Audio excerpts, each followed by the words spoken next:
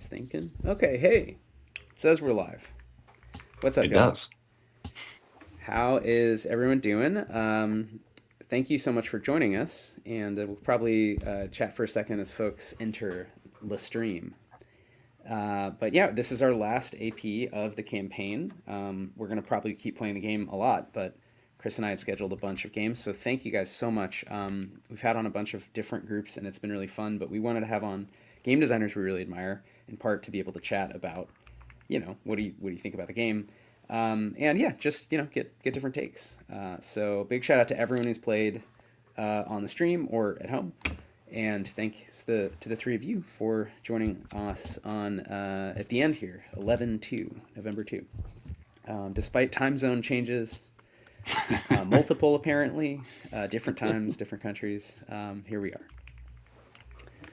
Yeah, what Daniel, does Canada do date save? Is that a thing for y'all? Oh yeah. I'm so sorry. No, it's okay. I got home really late yesterday because there was the MLB World Series. Oh yeah. Mm-hmm. I live in Toronto, and so this was like Game 7. I have like no stake in the game, but I was hanging out with my partner's family, and everybody's really into it. And I'm like, sports. Yeah, ball. Yeah, that guy hit that ball so hard, and we ended up losing. Yeah. The Dodgers took it, but I mean, it was a close game. It was exciting. Yeah, I think there was like a record set for like most expensive seats or something in the history of like Blue Jays. Like some seats were like $25,000. That's a lot. Something. Yeah, I know. Yeah, I know. It was kind of nuts. I really don't like 2025 anymore. No, I know. I'm just glad this is all over. Well, yeah, we should. We'll have to have. There's things to say about the relationship between games and sports, but yeah, I know very little other than when there's a championship, so I sort of dip in and out. But this is, there's interesting things to say about like the greatest player who's ever played a sport being alive in our times. Yeah, it's very cool to see Ohtani. Yeah, Mm-hmm. That guy's a marvel.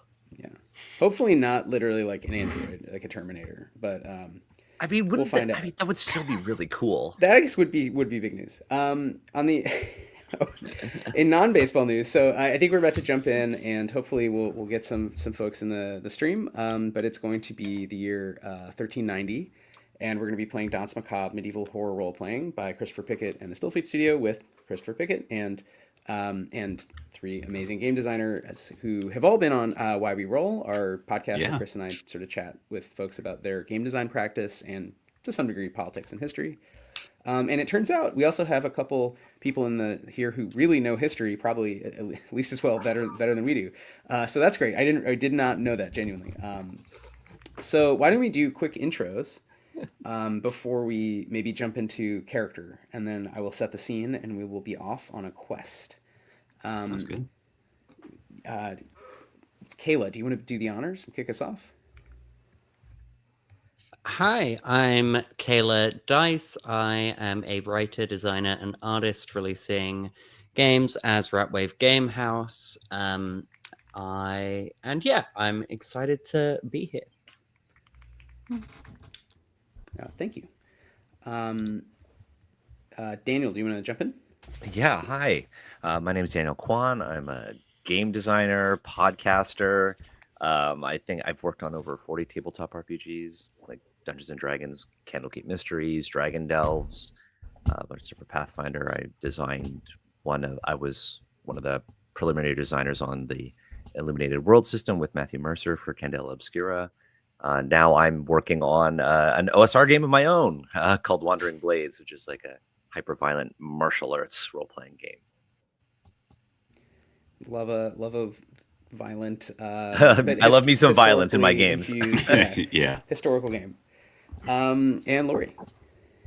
Hi, I'm Laurie. I've worked on over 3 role-playing games. Maybe more. I've actually lost count. I'm the designer of a game called Hieronymus, which ironically also has the tagline medieval horror role-playing. Who'd have thought? which is very exciting. So I'm really excited to see a different take on it. And you may also know me from Lichcraft, a few other games, and I'm very excited to be here and to try out this one.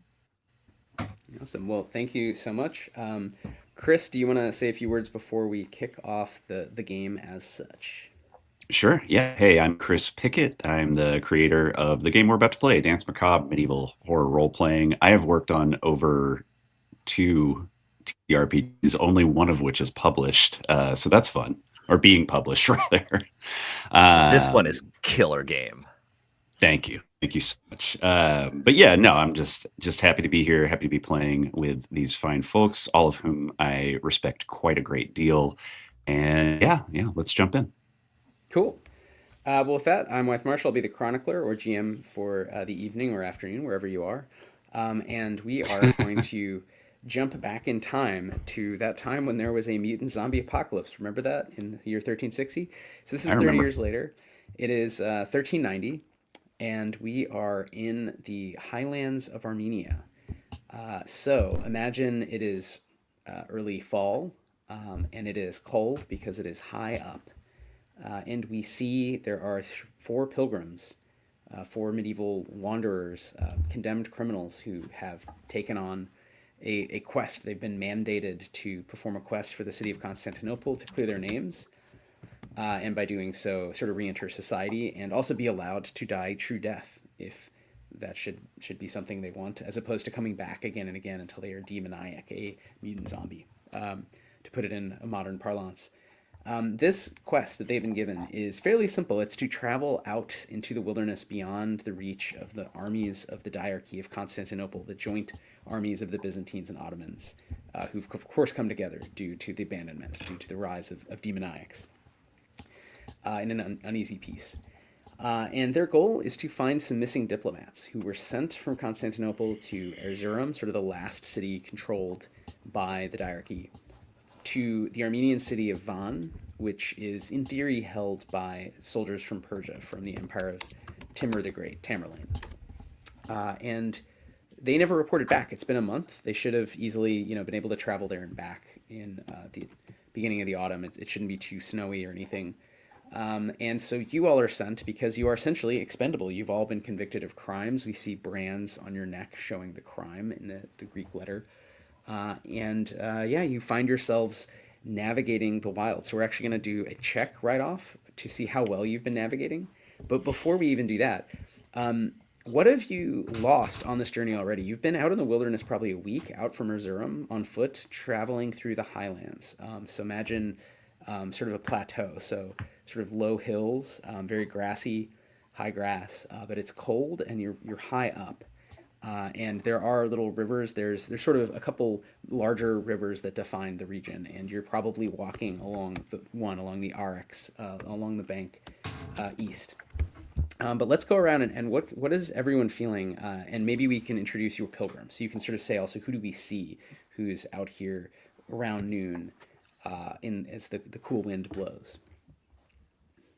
Does someone want to jump in? I see we have with us Vitas, Theodora, Alaric, and Osric. Yes.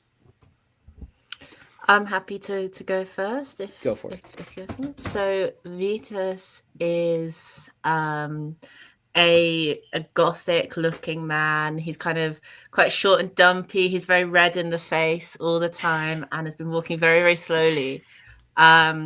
He actually used to be a gemcutter in the great city of Constantinople. We're calling it Constantinople at this time period, right? Yeah. And Armenia is just not nice. It's cold. It's mountainous. It's horrible.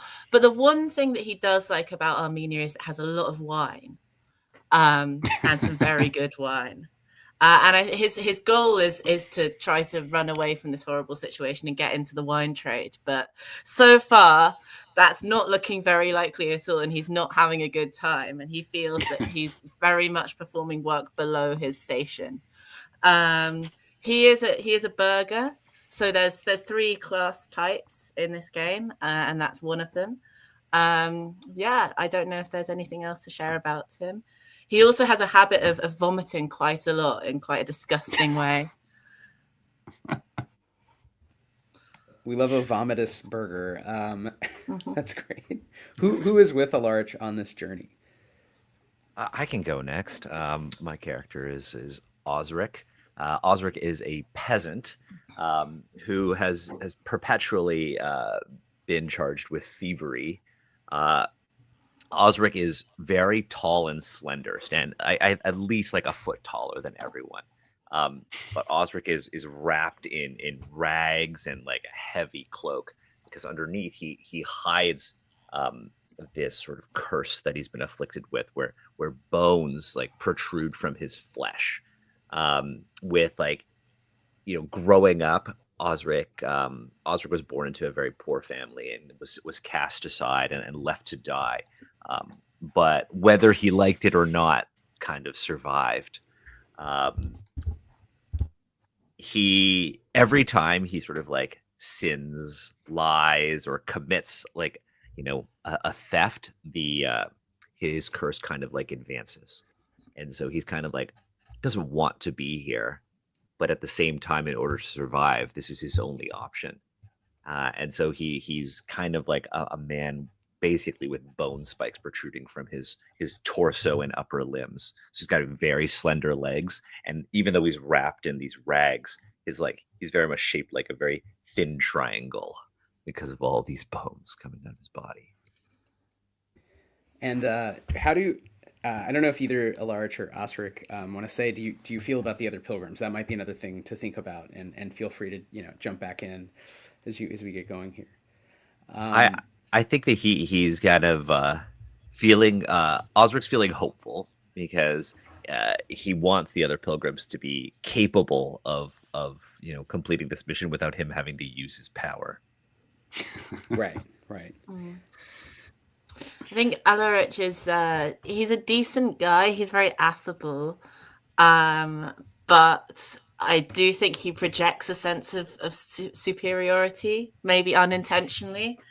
Probably actually makes him quite unlikable if you spend too long in conversation with him.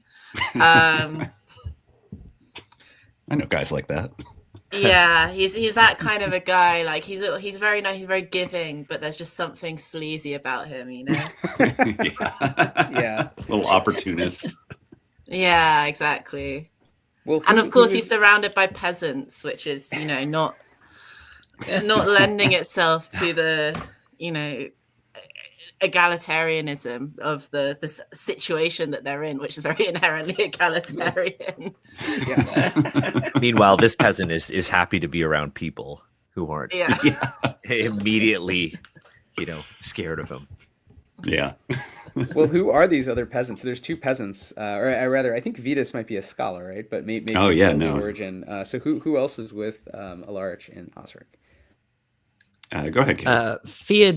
Theodora's a woman, maybe wearing like common rags. She's also a peasant. She was a hermit, very into herbs, healing remedies, and old folklore. She was arrested and sort of condemned to this life of a pilgrim because of a persistent habit of being vagrant on private property. And I think that does mean she sort of has this innate need in this situation to be free of it. She's not necessarily bothered by being like away from the place she knows, but she is bothered by the fact of being sort of told where to go and what to do. I think her gut is to want to avoid knowing the other pilgrims enough to care about them, because she feels like that would make it harder for her to make an escape. Because if she does care about them and if they're in danger, her conscience is too great to let her just walk away, even if it's a perfect chance. Yeah, so you're like, let's not make it weird. Let's walk in silence for weeks across Anatolia. Love that. Where were you raised? Oh, in Nunya business. Oh, got him. Nice. Like, oh, you were raised in a nunnery? No, that's not what I. Well, last, who is beside Theodora possibly not having a deep conversation? Yeah, in silence, but looking as though he wants to say something. Every now and then he kind of like is like, like the vibe is off. It's not right to start a conversation here. But yeah, you see Vitas Xenios, or Vitas the Wanderer. This is a probably like 26, 27-year-old young man who was originally from Iznik, came from a prominent family in Iznik, but then took a vow of poverty, joined basically the remains of the Orthodox Church in Iznik, and then wandered around kind of the Mediterranean as like kind of a lay preacher for Orthodox Christianity. And then coming to Constantinople, finally, Vitas met up with a group of Bogomils, and they converted him to Bogomilism. They convinced him that the curse of the abandonment, that this curse of undeath is just proof of their kind of dualist theology. And yeah, he converted and very quickly was caught for heresy. He was preaching out in the streets, which everybody knows you shouldn't do. You shouldn't be preaching Bogomilism to the people in the streets. You got to have secret meetings for that stuff. But he was excited. He was too happy to share the good news that you can escape the material world of Sataniel and rejoined with the true God. And yeah, just immediately the Paramonai in the like city guard in Constantinople were like, oh, nope, you're going to Canticum. So yeah, he became a pilgrim. I think, Wythe, to your question of what was lost earlier, I think Vitas has already died once on this journey, probably just from like exposure. He's like, I imagine him as very skinny, kind of waifish almost, wearing just like a sackcloth habit, right? So completely unprepared, like wearing sandals in the snow, totally unprepared for a mountainous journey. Maybe he thought that his faith would guide him, but no such luck here. So the thing that he's lost is his original mouth. He now has this incredibly wide amphibian-like mouth. And every now and then when he tries to speak, his tongue kind of lolls out and he has to like slurp it back in and then continue speaking from there. But yeah, kind of nervous, kind of just going along. I think that he would relate to the other pilgrims in that he just won't shut the fuck up about Bogomilism. And like that's what he wants to talk to Theodora about, is like, have you heard the good news about Bogomilism? I'm trying to do the tongue thing. I don't know if it's working. So you got a captive audience, yeah. So you're gonna make at least 3 converts, or they will kill you over and over again. Yeah, one or the other. We'll find out. Look, I'm just happy someone's talking to me. Yeah. Oh.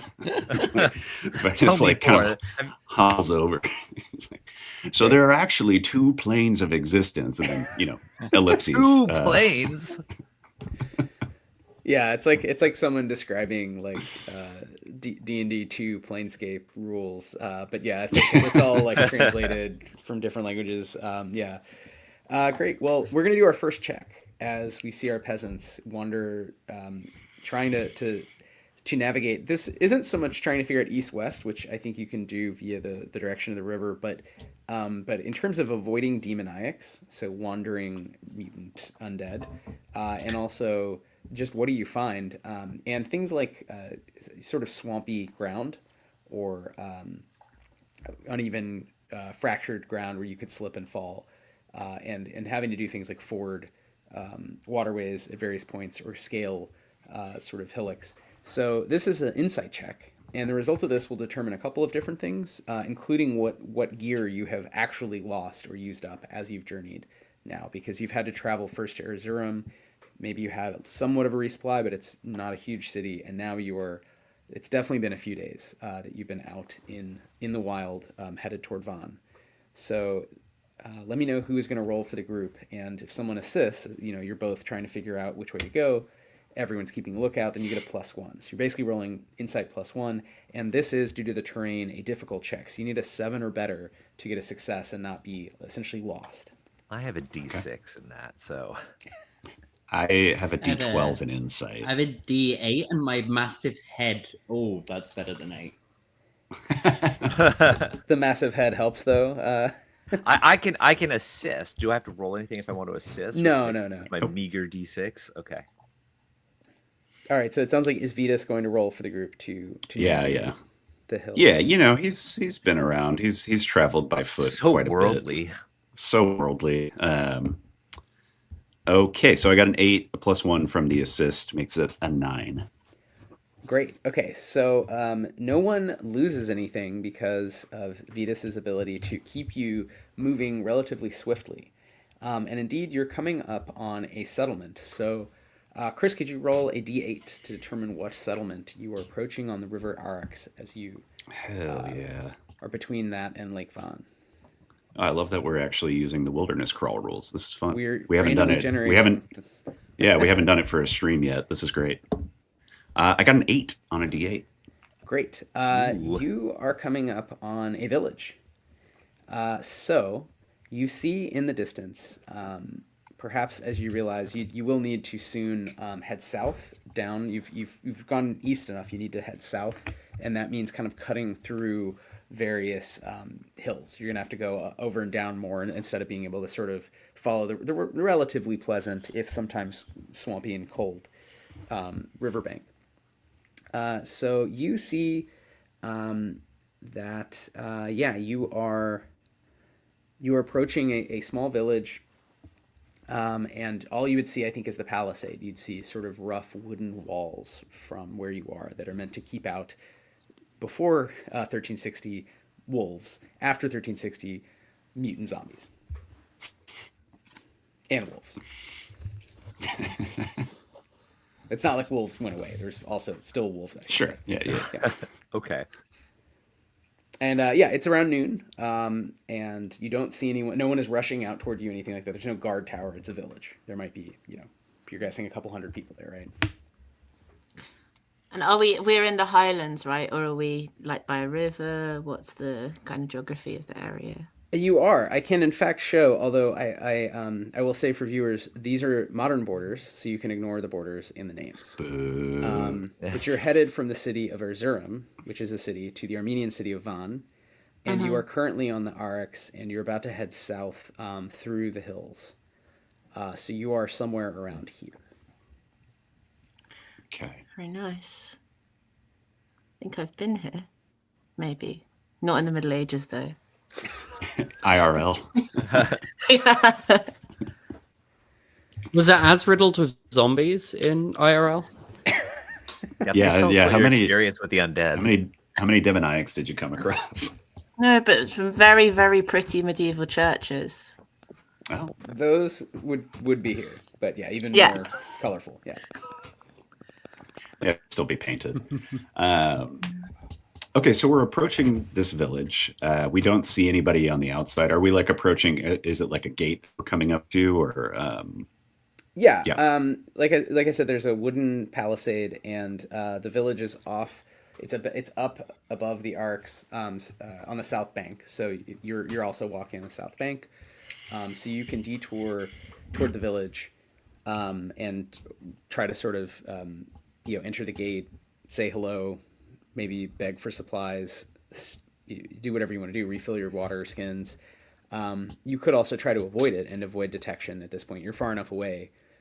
So you tell me. This is, again, we're using your wilderness crawl rules here for what is between two cities in the wild. Do we have a reason to even interact with this village, or should we bypass it completely? Well, we need to, excuse me. But we definitely need to find out where these diplomats are. And I don't feel that we're going to get anywhere by just repeatedly searching the highlands without any kind of a social clue. So I'd suggest that we go in and ask around, because there's not that many paths through this area, so it's very likely that these missing diplomats passed by here. Is that correct? Yeah, it's possible they followed the river east toward Erevan, and then went south toward Van. It's also possible they went a southern route to Lake Van and then crossed by water. There isn't a record because they just left Erzurum. There were a dozen guards and 2 diplomats. And you have their names. So it's an Ottoman dragoman, a translator diplomat named Hamza bin Qasim, and a Byzantine noble named Stilian Phocas. And the 2 of them and their guards left, and all that's known is they left and never came back. They never sent word. And even though there are different armed groups around, I mean, these are representatives of a major power. And the reason that they were sent, the reason you're being sent, is they're trying to figure out the best way to reopen overland the Silk Road, so the trade route connecting Eastern Asia to Western Asia.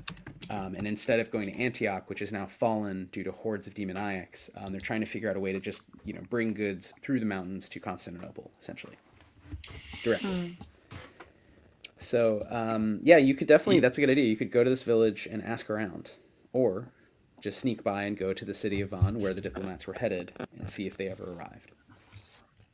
Okay, yeah, Vissel would agree with Alaric, and you're like, yes, they may have information for us.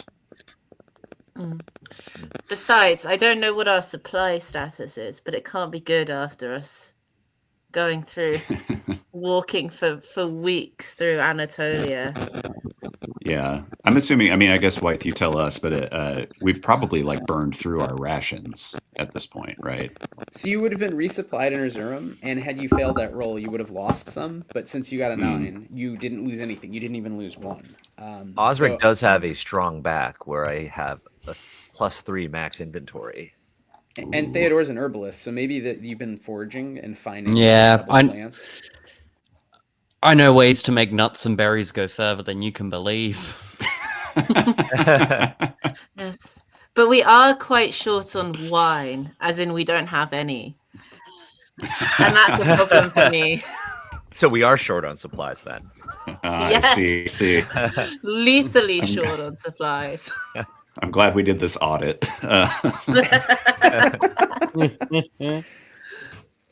Great. So it sounds like you're going to detour into the village, get drunk, and then maybe ask around in the process about the missing diplomats. And did they pass this way? Is that correct? Sounds good. Sounds good. Great. Yeah. You approach the palisade. Do you want to do anything in particular? Just hail, sort of yell up to whoever may be looking or hearing. Just say, hail! That's the greeting, isn't it? Sure. Hello. Hello.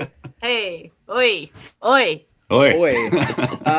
Oi. Laurie, why don't you make a fervor check as you yell in sort of the patois of Greek and Turkish spoken in Constantinople? I don't know if your character knows some words in Armenian. In Southern English. Doesn't oi have a Greek origin? I don't know. One could argue, yeah. Yeah. Okay. Let me roll my d6. Oh, but you can always burn grit as well. So you can you can declare that you're going to burn 3, 6, or 9 grit, and then that will add a flat +3, +6, or +9 bonus to the roll. What kind of a check is this? A fervor charm check. So this is just a basic. I'm approaching and trying to seem like we're weary travelers, not like a dangerous army. Which you don't look like a dangerous army. You look like weary travelers, but we're normal. We promise. Yeah, we yelled at too. I rolled a 3 on my dice. Okay. Are you keeping the 3 or burning 3 grit to make it a 6? Well, as it turns out, my character is much more suited to intimidation, as he has the bluster ability. So I think he's just going to try and just bluster his way through it when this inevitably goes horribly wrong. Then keep that 3 and roll your vitality to try to. So in this game, you're rolling vitality plus fervor to intimidate, and I'm going to roll for the guards to the peasants who happen to hear you. And we're going to see who gets the higher result of these 2 dice added together. So you're adding. They're still guards.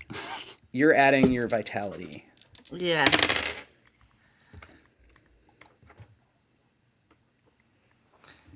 So I've rolled a total of 10. Great.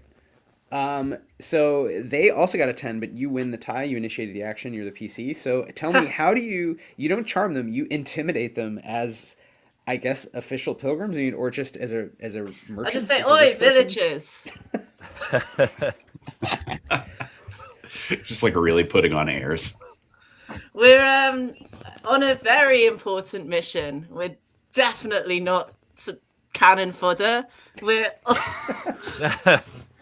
we're following we're the rear guard of an important diplomatic mission from wherever we were to wherever we're going. This is in character. He is forgotten. The wooden gate swings open, and you see an aging man and a young woman, both of whom have bows, and short, long knives, very short swords, very functional, weapons for hunting. And they approach you. They have peasant garb, and they speak very poor Greek. I mean, they're mostly speaking in Armenian and some Turkish words. And they explain that you're welcome to come in. But they really don't have anything of value. They're just, they're pastoralists mostly and farmers. And they're not really sure how they can help with whatever it is you want. But they're very afraid of you now. Alaric is very, you seem like a city person who could somehow fuck them up if they do the wrong thing. So very good. Not obstructing the course of justice. Whatever. Is that a term? That's a thing. That's definitely a thing that you could get done for in the Middle Ages. This is all in character. Oh yeah. Yeah. There's no real organized state as far as I can tell. So I don't know what possible justice we could be obstructing. But yeah, well, thank you very much for letting us in. Pleasure to meet you. My name's Alaric. What did you say your names were again? They say their names, which I will tell you in 1 second. Their names are, let's see, Anahit and Grigor. Anahit, pleasure. Grigor, pleasure. We are hoping for some shelter, perhaps some conversation, perhaps some beverages to make our passage on the road easier. Perhaps a discussion about the routes through here, if anyone has passed by. Do you think you'd be able to enable that for us, Grigor? Excellent. Yes, Grigor nods, slightly terrified of you. They're terrified. Are you all entering? So sort of a large-headed person, a frog-mouthed person, a spiky person in rags who's very tall, behind Alaric. Yeah, for totally. Sure. Great. And as we're entering... Vitas is like, do you have wine, fermented sheep or horse milk, anything? We need to get this man some beverages. They definitely have beverages, and they will bring out. They sort of gesture back. There's a common area, sort of functionally like a tavern type situation where people meet, and there's some tables outside where people are prepping, doing various things with meat. And there's some gathering and mixing of vegetables as well. They're prepping a couple of sort of stew type items. Maybe some pickling is happening, and you're invited to sit outside. It's chilly but not too cold, and they bring little bowls of essentially fermented milk, and they also would have wine. But the wine they would sort of look at Alaric as like a rich city person to like give them something, so trade or money. Do I have any money? I don't think I have any money. It should say on your character sheet under SP, silver pence. Yeah. Is a silver pence a lot? It's like a penny. 1 silver pence will get you, basically a glass of wine, I'll get more wine. I want an extra wine skin. Great. I don't know why. This character, he's just, he just wants things. He just wants to get things from people. So a full wineskin is, let me look at the rules here. That is 15 silver pence. Oh my God, that's all my money. That's 3 that's like, you know, that's like more than a bottle of wine, right? It's 3 uses, so it's a I'll couple I'll glasses just get a each use. bottle. Just get a bottle. Okay, I've so already for got. 5 silver, you can get the equivalent of like a bottle of wine, like 1 use. Like you can get drunk, basically. Yeah. Great. Pour out my water skin and put it in there. I have way more money than Yeah. 15 silver. Yeah, how do I I have thought that I have you 20. guys, you guys I'm a probably have peasant. more because you haven't been spending it. Alaric has been spending it. Alright, Very few people to have answer allowed the- Osric to even enter their premises. Yeah, just too scary with the spikes. But to answer your question about, well, some folks have more SP, more money than others. When you start the game during character creation, I think the 3 of you use pre-gens, so this was already done for you. But when you start the game, you start with a writ of credit for 100 SP that you can use to buy equipment from the Canticum Aeternum, the kind of big organization that we are conscripted to work for. So, you know, if you spend that, then it's gone. But if you don't, then you just have some extra, like, walk on money, as my grandfather used to call it. I imagine my weapon's quite expensive because I have a Morning Star. Yeah, Is that yeah, quite is an expensive weapon? That's where all my money went. Yeah, it's possible. You just have a lot of other cool stuff. Anahit sort of waits and sort of stands near you and tries to make sure you're comfortable. Grigor goes about, you know, gets someone to bring you the wine, whoever is the local person who's making wine, and there's a batch that now is ready to sort of sell or use for celebration, and they bring it out to you and take 5 silver, and you basically have the equivalent of a bottle of wine in like in a jug, like a decanter, a nice ceramic vessel. They give you little cups, all of you. And you'd asked about people passing through. Yeah. Does someone, you know, maybe highest roll in the group, do you want to use fervor to roll to try to get information out of Anahit and these other peasants who are sort of, you know, they're also very interested in you, but they're a little shy. They were told by Grigor that you're scary, and you're like officials from the west. From I have a D8 in fervor, but I guess this wouldn't be charm because I do get what was it?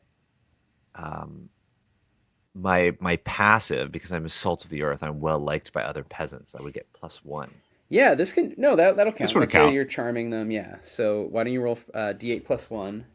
And is anyone helping? Is this a situation where, as a group, you're trying to kind of like, hey, do you guys know? Did anyone else come through who speaks? Maybe I'll like Mediterranean step in front of Alaric because I'm just like so this tall stick man made of bone and be like, excuse my friend. My friend is looking for wine. I am looking for an actual friend of mine. I'm just gonna say that these diplomats are my friend. Great. Yeah. What do I need to get? So you need to get a 6 or better. So is anyone helping? So you can get another +1. So it'd be D8 +2. Yeah, I think Vitas would be asking around similarly. And you're like a mendicant, right? You're like a traveling preacher. Yeah, I'll So say like you've I have no need for wine, but you might have need for silver. And I'm just gonna, you know, a donation of 5 of my Great. silver. Why don't you get another +1? So I'm going to say D8 +3 if you're burning Okay. that 5 silver. I rolled an 8. Wow. Okay. 11. So you rolled your maximum, so you get 1 extra grit. So if you had spent any grit, you'd be back +1. Heck yeah. You also definitely succeed, and on an 11, that's almost like basically as good a success as you ever really need, a 12. So it surpasses a 9, which is like a really high success. So Anahit thinks for a moment and seems to sort of be deciding should she trust. You know, she's looking at Alaric, who's like chugging wine presumably. Well, he's actually just gently tasting it, and then he's saving it. He needs it for his abilities. Actually, Oh, okay. It's good. It's quite good. It's a wine tasting, a little bit of a medieval wine tasting. beneficial wine. It's like in Armenia, didn't they? In the Middle Ages, they had these big wine casks that they buried underground, so they brewed them and then they would just get them out. And I just think it's quite cool. He's probably quite excited by the technique of it all. Yeah, maybe you're actually getting excited talking to the winemaker. You like call them back over and you're talking about this, you know, the grapes and how they do it. So yeah, no, okay. So you're having like a moment. How do you get this earthy flavor? Yeah, the salt of the earth types. Anahit sort of leans in and says, that indeed a dozen officials from Constantinople came. She just uses whatever word would be like, you know, important people, just sort of catch all noble. It's probably a Turkmen word. And there are there were several of them. They came through. We sort of sold them all the food we had, and we got some money, which we needed to now like trade for stuff that we need that we can't make ourselves. So we've been furiously just like worried about food for the winter. And they were traveling on, and we warned them, but they didn't seem to care. They seemed like they were confident, but we warned them that there's been something strange has been happening in the wilderness. So we've lost a couple people have died, just disappeared, who've gone south toward Van. So the hills, we think, that there's demoniacs, and she sort of in language that you share describes as best she can killing like one or two demoniacs who are human sized.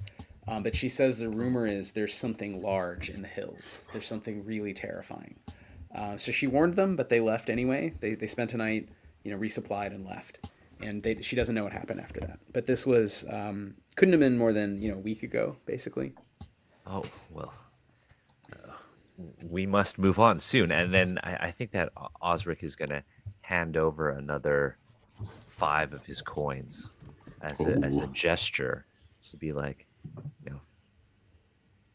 stay indoors. Enjoy yourselves.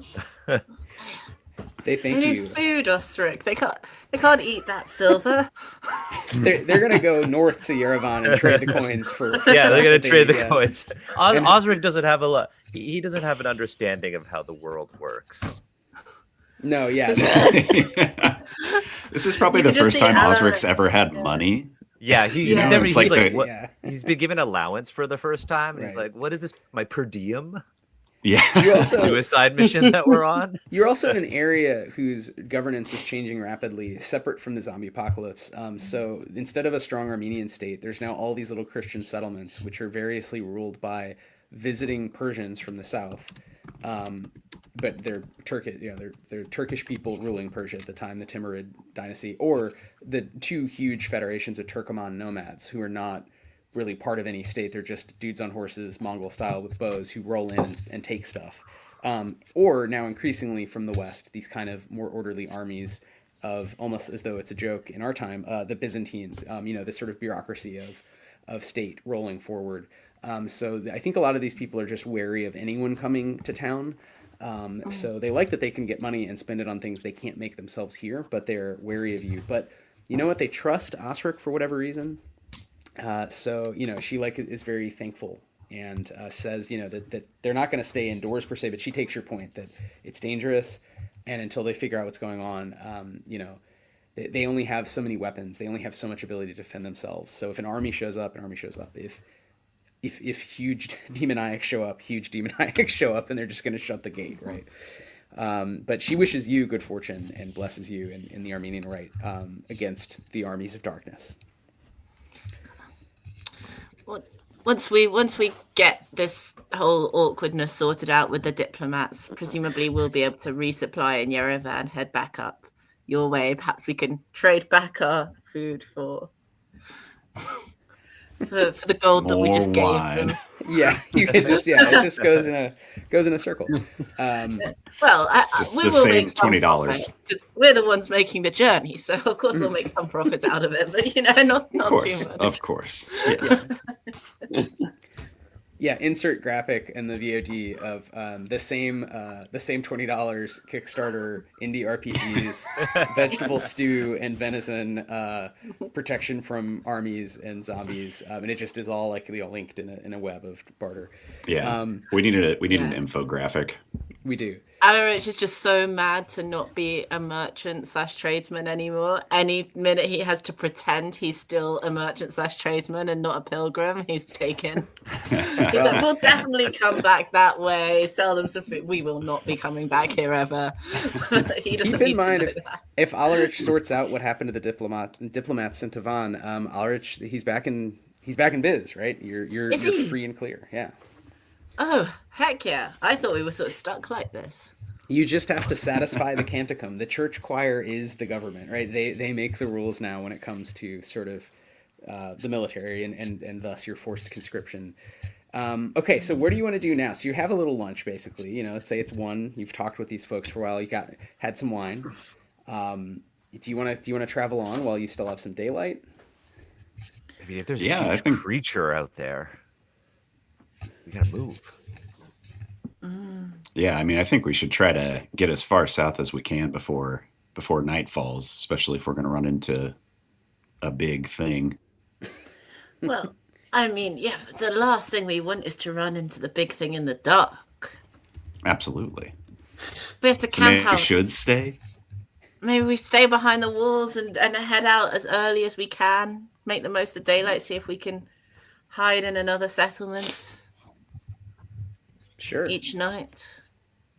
Do you want to you want to stay here, and how do you pass the time if you do? Maybe we go We around. know how Alaric is passing the time. Well, what games were people playing back then? What was there's So there's That's dice, sort of- there's primitive card games, early and I think, backgammon? yeah, there's maybe. definitely some war games coming through Persia that are sort of chess backgammon style early board games. Basically, they would all look a little different, but I think for viewers' sake, for our sake, you can imagine basically lots of gambling games with dice, card games similar to poker, but we don't know exactly what yet, and definitely some sort of board game strategy games where you're imagining sort of warriors, but they're just little sort of chits on a board. Probably there's a lot of singing and dancing style enjoyment. That's probably the main thing at night when people are done with sort of various pastoral duties. And definitely some spooky tales. It's harvest time. There's always harvest festivals. And definitely there's whatever, insert spooky legends from medieval Armenia. So there definitely would already be stories before, of course, the recent disappearances about, what goes on in them hills at night. As darkness falls on winter. I think Vitas definitely will seek out a game of Nardi, which is what they called backgammon in Armenia at the time. So yeah, definitely going to seek out some diversion for the night by playing some games of chance. Great. What's everyone doing? And then we'll do some rolls. So Vitas, you're going to be rolling at random, as though literally just gambling. Hell yeah. Or rolling insight. I guess insight's a fair check to represent. So you'd probably be pretty good at games, Sure. right? If you're in theory. Yeah. What's Theodora doing as you spend the whole day and night in this village? Yeah, I guess I would, going for a different area, I'd maybe try and see if I could find any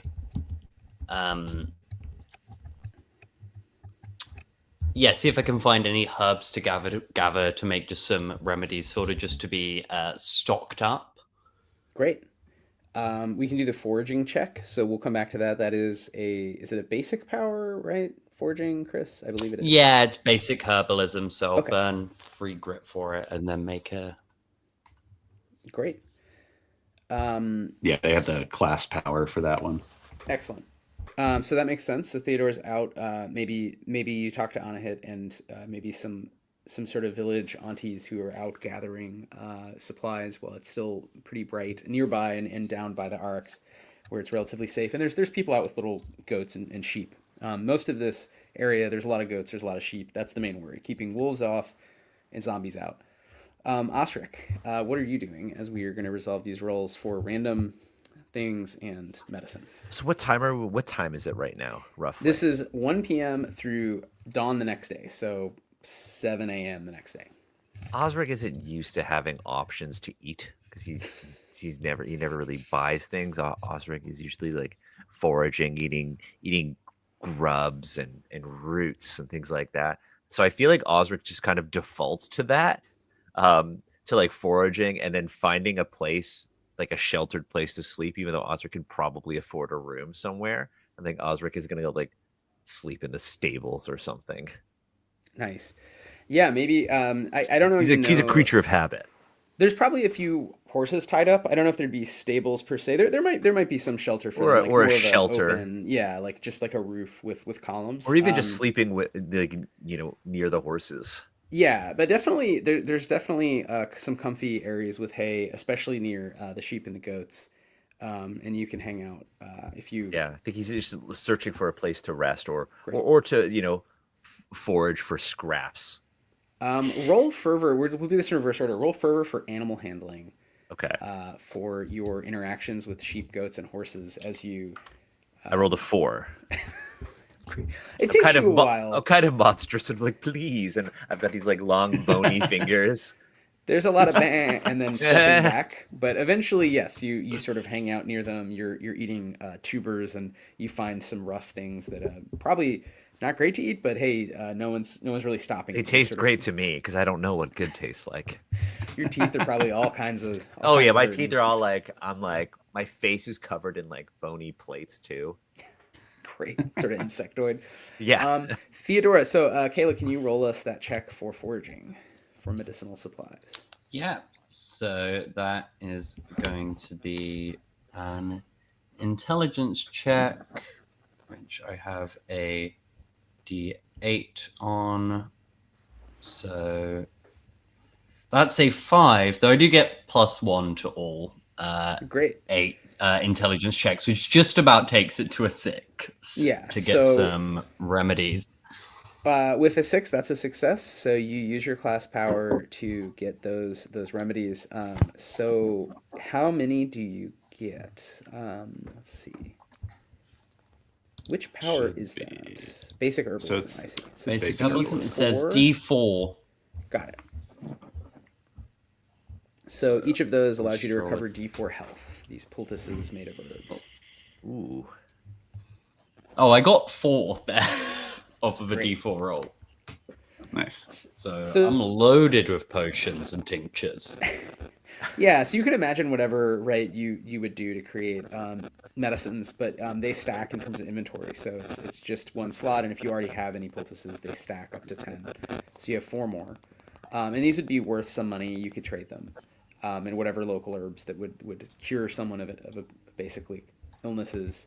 And I'll say, Osric, you don't have to burn rations since you ate random crap. Everyone else, you can mark off a ration, and we could roll to recover pool, but I don't think anyone used more than 3, so I would just say everyone goes back to full pool. You haven't been harmed or anything like that. Yeah. And Vitas, why don't we do your random roll now for just roll insight and try to get a 6 or better to be good at backgammon. You got it. And Can I there's help? gonna be money on the line. Oh sure, you want to cheat? Yeah, you're gonna have somebody doing the like. Yeah, Alaric Well, is like it's a behind game of skill. Vitas. It is a I game of think he skill. can't. Coaching I them. think he can't help but intervene whenever he sees Vitas doing what he perceives as wrong, which may not be wrong. Yeah, roll insight +1, and I'm gonna roll for you're playing against an older lady who seems pretty into it, pretty good at it. So I got a 5. I got a 3 on a d12. So you beat the old woman who's supposedly the master at the backgammon, and she is real pissed. She just gets up and walks away. But I'll say this also would save you, like money wise, you've earned your stay. So everyone gets food, drink, you sleep comfortably.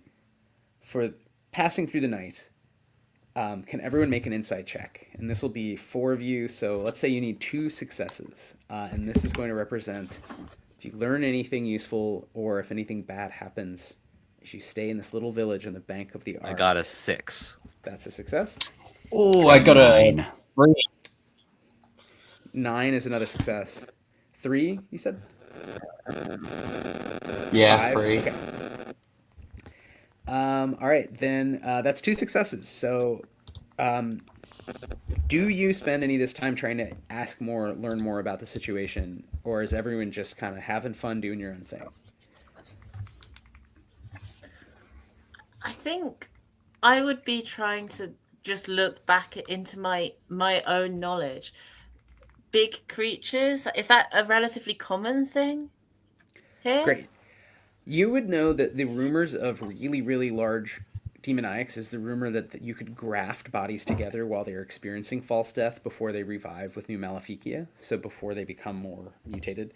And that this can create what you might call, from the scholars in Rome who've now coined these terms, an in situ, a grafted demoniac. And that this is something that's been sort of rumored. The only people who seem interested in doing this, because why would you create larger, more terrifying mutant zombies?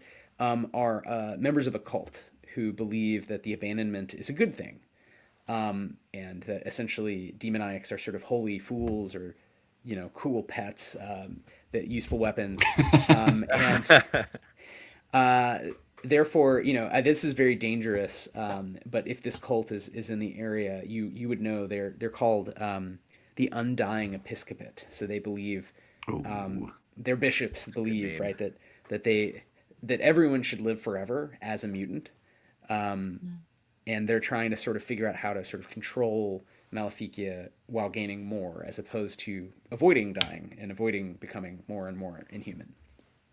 Yeah, I think immediately on hearing, whether it's from Alaric or from the villagers, on hearing that the Undying Episcopate is in the area, Vitas just bristles, because they are the sworn enemies of the Bogomils, if you will. It's like they're trying to keep us in the material plane. We can never ascend to the true God if they keep us in our bodies.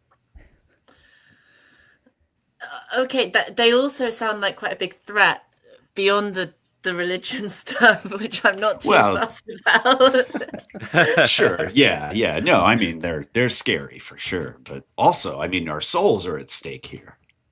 Have you? My soul's been quite badly treated, I think, for a while. So I have a soul. Yes, let me tell you about it.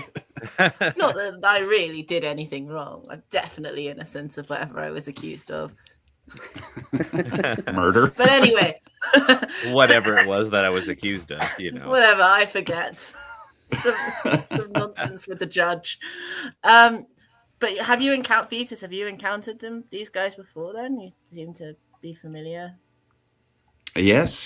They have some holdouts underground in Constantinople, and I just know that they're bad dudes trying to upset the balance of life and death, and trying to keep us in Sataniel's material realm as demoniacs, and I will not stand for it.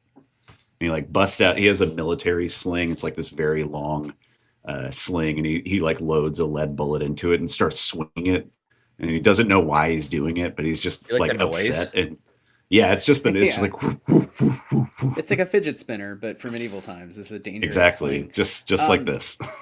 So that was one success. So you have two successes. So is there some other fact you guys would be thinking about, either again amongst yourselves in your own mental palaces, or by asking these villagers who've endured a lot of change recently and have seen a lot of coming and going? I think Vitas would ask if anybody. So Hamza and Stillian, the officials that we're looking for, passed through this village. Vitas was like, how did they seem? How did they look? Did you hear anything that they said as they passed through? I'm going to roll 4d6 and see if any of them know anything at all. Yes. Okay, actually they know a good bit. They know a couple useful things. Hamza bin Qasim was very unworried, and Stillian Focus was very worried. And they seemed to be worried about some group, and they never figured out what group they were talking about. There's a lot of groups here, there's a lot of factions, and the villagers are sort of not part of any faction. And so because of that, they weren't really sure what the issue was. I'll say you could put two and two together, since they knew a lot, that perhaps they were actually talking about the Undying Episcopate. That they were not worried about either of the two large bands of Turkic nomads. That they were worried about, the potential of a heresy that is trying to create even more dangerous demoniacs and unleash them on humans. And they seemed to disagree on what the danger was, and Stillian felt there was a lot of danger that would upset the whole project, the whole thing they're trying to do. And Hamza thought, this is not a big deal. We can take care of it. We have these Janissaries, these elite soldiers with us. It'll be sort of no problem. We just need to get to Van and sort of have basically rubber stamp an agreement with the Persians, with the Timurid dynasty, and then everything will be fine.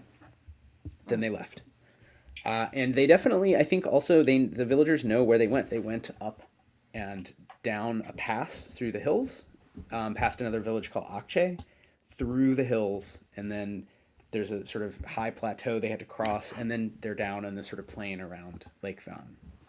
So they can describe it for you. They can show you where they went, and draw like a really simple map with a charcoal on a sort of hide, and explain what they think happened, but they don't know, that no one was there if they were attacked or anything like that. That no one has traveled that way since, because they basically feel like, let's just not go south for a season and see what happens. Yes. If you could craft us a map, your finest villager cartography, it would be much appreciated. They know a lot of little details. It's just, in terms of art supplies, I don't know if, unless any of you bought writing instruments, I'm gonna say they give you. I don't know how to write. Drawn. I did not think. Yeah. I didn't think to buy any writing instrument. I put a D4 in my vitality, so I only have 7 max inventory. So I was like, well, I'm just gonna go with bare necessities here, including a sling. Well, one of you now has a 1 INV rolled up skin that has a rough map of the hills south of the RX River, north of Lake Van. I think, Vitas hands that to Osric and goes, use that big bony back of yours. I feel like we can hang things off of the bones sticking out of my body. They're like hangers. It's like a pin board. We just like stick the parchment onto you like a pin board. I'm useful. Is it I'm relishing in in the attention, the positive attention. Yeah, you walk in the very front so we can reference the map on your back. Yes, I feel like that's canon now. What? Sorry, what was the question? It's skin. Yeah. It's like a dried sheepskin or something. They've done their best to paint sort of the river, the hills, the plateau, the lake. To show you all what's sort of happening. Makes sense. Put the skin on the bones. See how that works. Yeah. Skin bones. The old saying goes. All right. I guess I would be encouraging people to wake up really early in the morning so that we could make the most of the daylight hours, but Alaric would not wake up early unless someone else wakes him up. So hopefully that happens. Like, ask the villagers for a wake-up call. Yeah. I think he courtesy always with the sun. Yeah. The peasants would be up with the sun because they're used to that, I assume. Yeah, I think everybody's up early, and it's getting darker and colder, so people are gonna take advantage of the daylight they have. So I think by 7, it's light enough, and people are up. They eventually shake Alaric awake. I think everyone else is geared up, ready to go. Oh. If you tell me, are you going to set out? And I'll show you basically where they're saying the missing party went. So this is the RX River at the top. And let's say you're here in whatever the pre-modern name for Kagejman is. And the next village is now called Akche. We don't know what it was called back then. But basically, you're following the river, and you need to go through this pass through the plateau. And that is something they used to do pretty frequently, but as of a couple weeks ago, they decided they're just going to wait the winter and not go south, given the rumors of giant demoniacs. So this is going to be some more navigating you're going to have to do. Yeah. Well, we're not very bright, but we have a map. So yeah, I say we just hoof it. Let's try to get to Akche as soon as we can. Great. Give me that insight check to navigate, unless anyone wants to add anything else here. I will assist because I'm carrying the map. Great. just stand in front. Just stand in front. I'm just like Google Maps and Osric Maps. I will assist by probably actually walking ahead and trying to clear things a little bit. Great. Okay. Yeah. Maybe that'll help with potential ambush checks if that is needed. So D12 plus 1, and you've got people on lookout for dangers. And this is 7 plus check. Well, luckily with that plus, I rolled a 6, so with that plus 1, it hits a 7. Great. With that, you make it down. You make it over to Akche, and you're now entering the mountain, the hills. I mean, they're not really high mountains, but you're already high up. So in terms of like the air, right, it's got that sort of like what is like it feels weird. It's the air's thinner. You know, you're really high up, even though the land doesn't look spiky, snow-covered mountains, that kind of thing. But you're going up and up and up even higher into the pass, and you see on one side of the pass this little village. It's very small, and it now looks abandoned. I mean, there's no one there. You can see a little stone tower. You see the wooden gate. So imagine one side of a mountainous looking pass. There's little terraced streets, but it's smaller than the village you were just in, and it is now empty of human activity. You can essentially just walk past it and just keep going, or you can go up and sort of look around. When you say abandoned, like people just like up and left, or is it abandoned as if it was destroyed by demonic forces? So from a couple hundred feet back down on the road, you're just looking up and you can kind of like wait and listen and look. And unlike the other village you were just in, you don't see sort of people coming and going. You don't hear the cries of babies or the play of kids or adults, yelling work orders. You don't hear animals bleeding. There's no little fires coming from hearths. There's just nothing. I mean, I think we should let's check out the village. Maybe they pass through here. Maybe we'll find some clues. Okay, you want to go up and explore the ruins? Should we perhaps scout ahead? You can definitely try to scout. The way this works, if you're sneaking, you're going to roll finesse, and anyone who gets a 6 or better is sneaky, and you can you're sneaking ahead. So you can be sort of the forward party. If no one gets a 6 or better, it's just difficult as you navigate this terrain. It's a little bit hard, and there's rocks falling and clattering, and you're not really sneaky. As a thief, I'm not very good at finesse. That's why you got caught. That's why I got caught. Checks out, yeah. I have high makes vitality, sense. so I guess I'm good at getting hit. 'Cause I'm just skinny and armored. You're the You were fraud the kind kid of thief, right? You were the kid that had to wait outside and distract the cops. Yeah, right. Just get beaten up. Oh my god. You'll be surprised to know Alaric is not very sneaky either. I know he probably gave you the impression of subtlety, but no.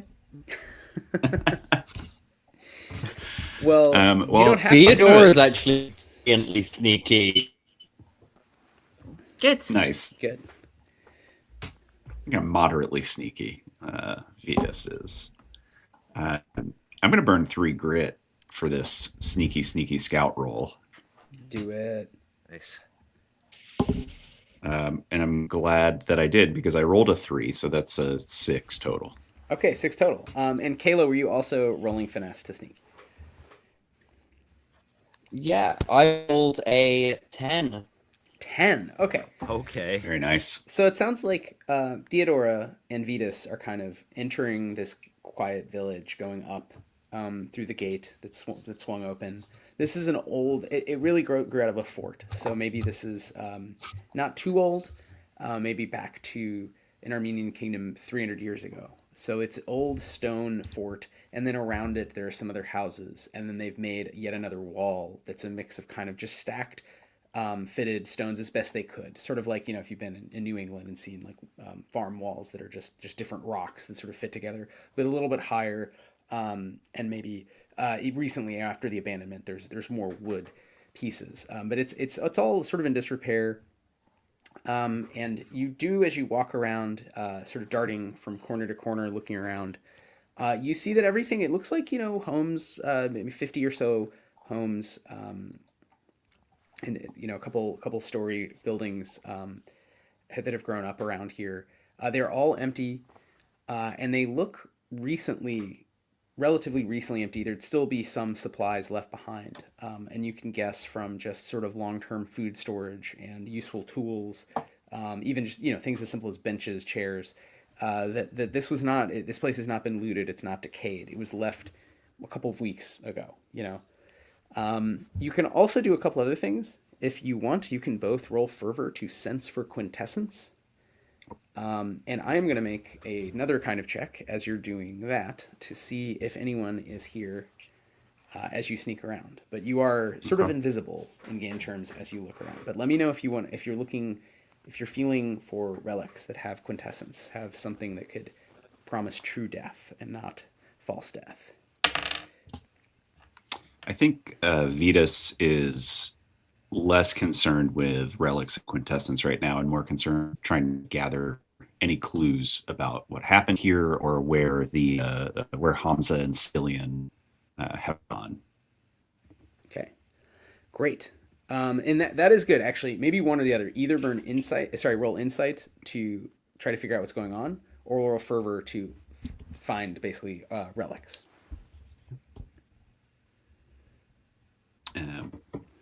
Cool. Let's see. So yeah, I'll go ahead and roll the insight. I'm going to use one of my class powers, Studious. So I'm going to burn 2 grit, which means that I make this insight search check with advantage. Great. So roll twice, take the better result.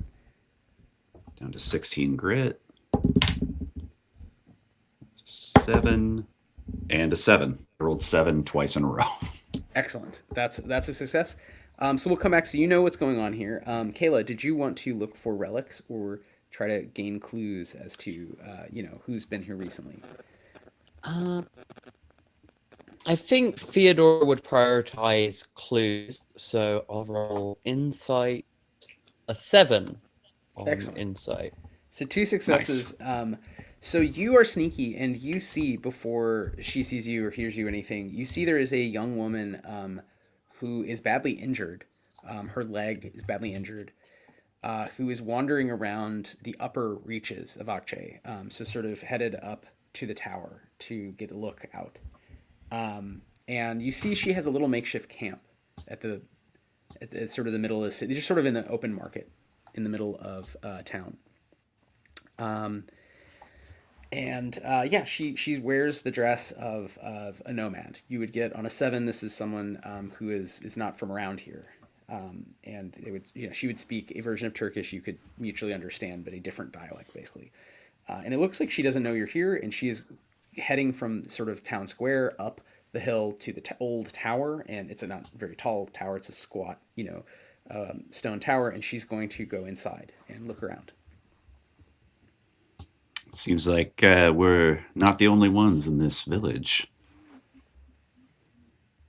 Should we tell the others, or should we see what this child is doing here? She's like 20, right? She's not like a kid, but she looks young. Well, I don't know. That still sounds like a child to Maybe me, being almost 40. What'd you say, Kayla? I'm sorry. Maybe we should follow close behind her if she's injured. And yeah, let's do it. Okay. You go up and follow her? Yeah. Great. You basically get the jump on her. I mean, she does not look threatening in any way. She doesn't look prepared for war at this point. She has like a knife or something, but does not have like armor on or weapons beyond that. One of her legs has been badly injured and tied and bandaged. You can see it's tied up tightly, and she's sort of limping. So she's entered the tower. As you kind of reach her, you can go in the tower as well if you want. And in the meantime, I mean, you haven't heard word in a while. So what are the Ix, Osric, and Alaric doing? Are you going to wait this out, or are you going to enter town? I was going to just... Oh, go ahead. Go ahead. No, you go ahead. You go ahead.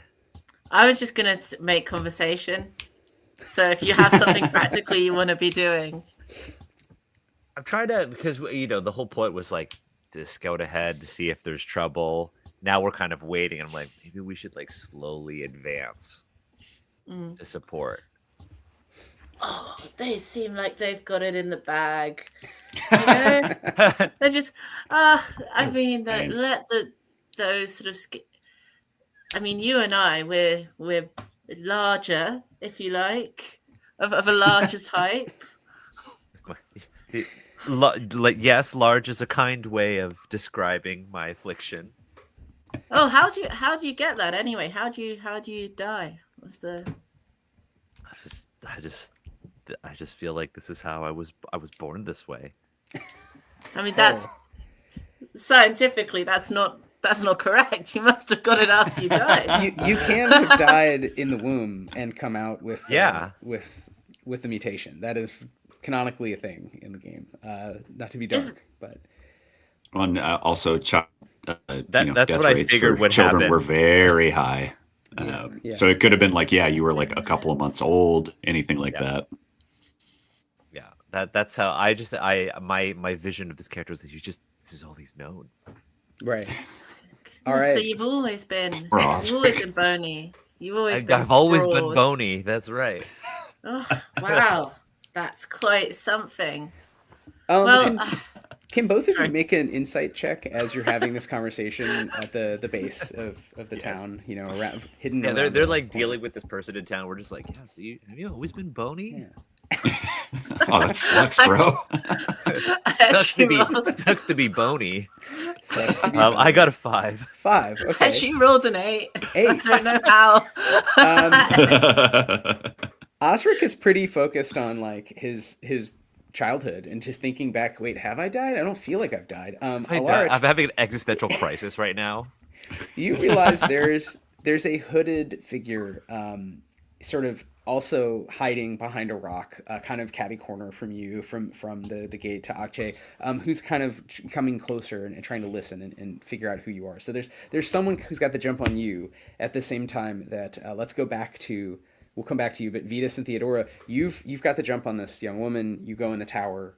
Do you want to just appear friendly and say hi, or do you want to like bum rush, like, grab her knife, that kind of a thing? Like what's the vibe? I think I can see Theodora going for a friendly approach of sort of trying to at an almost like safe distance when an inside where maybe like where a voice is coming from isn't always immediately clear. Just going, I could get that wound checked out for if you liked. Nice. Yeah. That works. Yeah, you see she turns around as fast as she can, but sort of on one leg. She sort of falls backward against the wall and sort of is now sitting forcibly. And she says in a Turkoman dialect of Turkish that she is, she's alone. She's no danger. And then she sort of is appraising you and is sort of thinking through what you said. And she gestures at the leg and sort of is like, okay, be my guest. Like, if you're going to do something, just do it. Yeah, I think the Theodora would approach with one of the healing remedies I created up back in town. So investigate the wound, clean it, apply any ointment and stuff. Mark off the poultice, and why don't you roll fervor with advantage to sort of get this person to open up.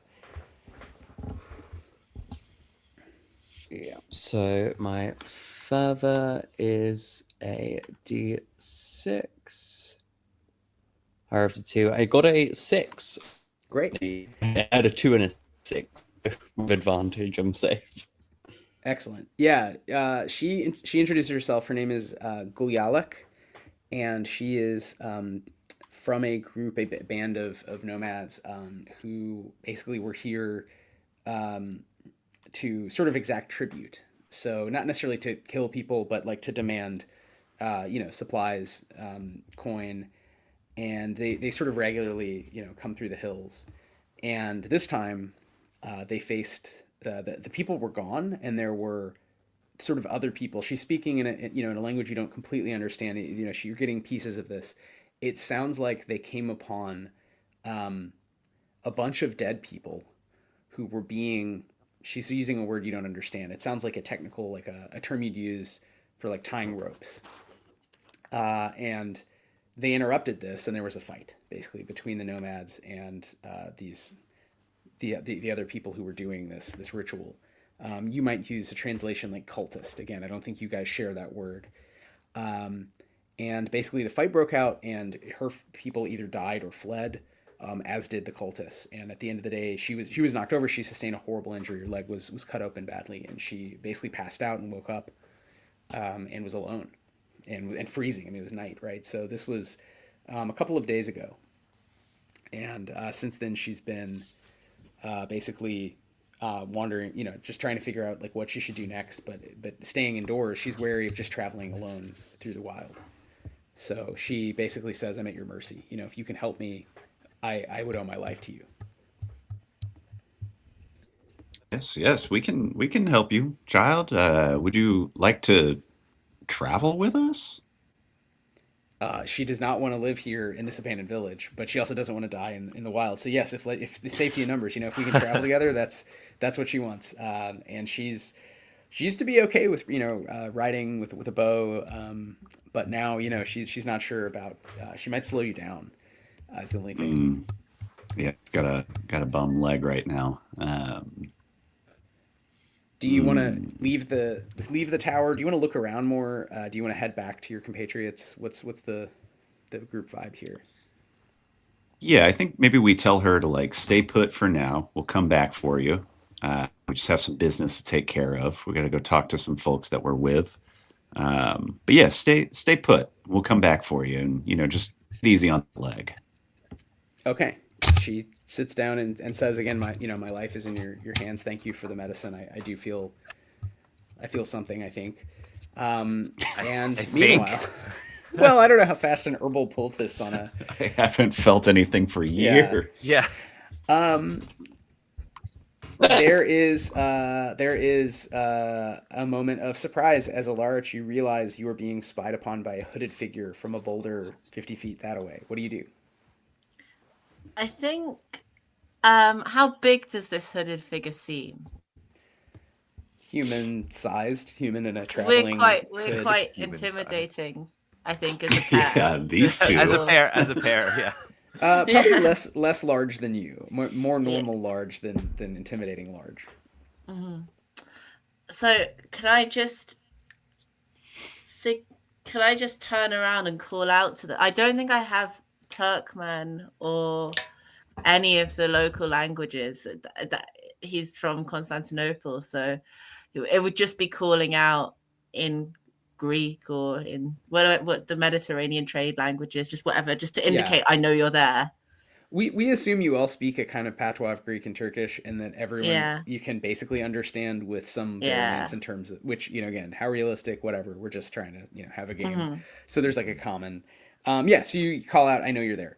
The figure jumps up and is running away from you, like straight back away from you into the hills on the other side, away from Akche, just like into the hills. They say nothing. They just like get up and run. You just see a cloak. They have a big, heavy, like traveling cloak, keep the cold out, and they just are bundled up and running. Not real aerodynamic, but going through the scrubby little ground up rocks. Can I try to catch up to them? Because I have fleet-footed because of my oddly long and lithe legs. Love it. It's a finesse check, and I'm going to roll finesse. You're going to roll finesse. I'm going to roll a D6. And I can burn. It says when moving, I can burn 3 grit to increase my movement range by 1 category. If you do that, then we're not even going to roll. You just catch them. I'm going to do that. I'm going to give my long legs. I'm going to run up and catch up to them. Do you want to tackle them, or do you want to just be running and talking to them as you run up ahead? So I just like catch up to them. And I'm like, hey, wait. As I run up to them, I think I'm gonna run and try to. You said they're wearing like a cloak, right? Yeah, they're wearing like a big cloak, just really a traveling cloak. I'm gonna run up and just kind of grab them by the scruff of their cloak with my like clawed hands. Okay, let's call it just roll vitality. And they're gonna good one. They're gonna roll finesse. So again, they're gonna roll a d6 to try to not be grabbed. But okay, I got a 6. They got a natural 1. They fall and are just tumbling kind of back down toward you, and you can just kind of scoop them by the sort of scruff of the cloak, the hood. You've got a young man in your arms. This is someone who looks, maybe Armenian, maybe Turkish. It's sort of hard to say, and they are terrified of you. I mean, they just look. It's a young guy. I mean, again, I don't know, 20s. Skinny-ish, looks kind of hungry. And definitely has some Maleficia. It has like little ram's horns sort of randomly spiraling out. Wait, we're the same. And I kind of like pull down the rags covering my face, and I'm just like also covered in bones. Yeah, he says in a again, and you barely understand. He sort of says, who are you? What are you doing? Do you? I will be protected. I am protected by the fury of the church. And he's like saying like a sort of religious phrases that sound very unfamiliar to you. Vitas, I'm just like looking around. Alaric is like walking really slowly because you guys have run off. He's like, yeah, we've just run off. He's like wandering up to you, but like you definitely have time to have a conversation. I don't fully understand them. I'm just gonna try to say like, my friend will talk to you. Back in the village, Vitas sneezes. Like, oh. I like put them down gently. I like pull down the rags. I'm kind of trying to be like, look, we're the same. The Lord will make us strange. The Lord will protect us. He's like doing some sort of like hand signaling to God and just like looking up and speaking in this. The words themselves are Greek. He's saying Greek words that you understand very clearly, but the meaning is strange, and he doesn't normally speak Greek very well. So this is giving cult to me. I don't know about you. That's what Alaric says as he finally arrives. It's giving cult. What should we do then?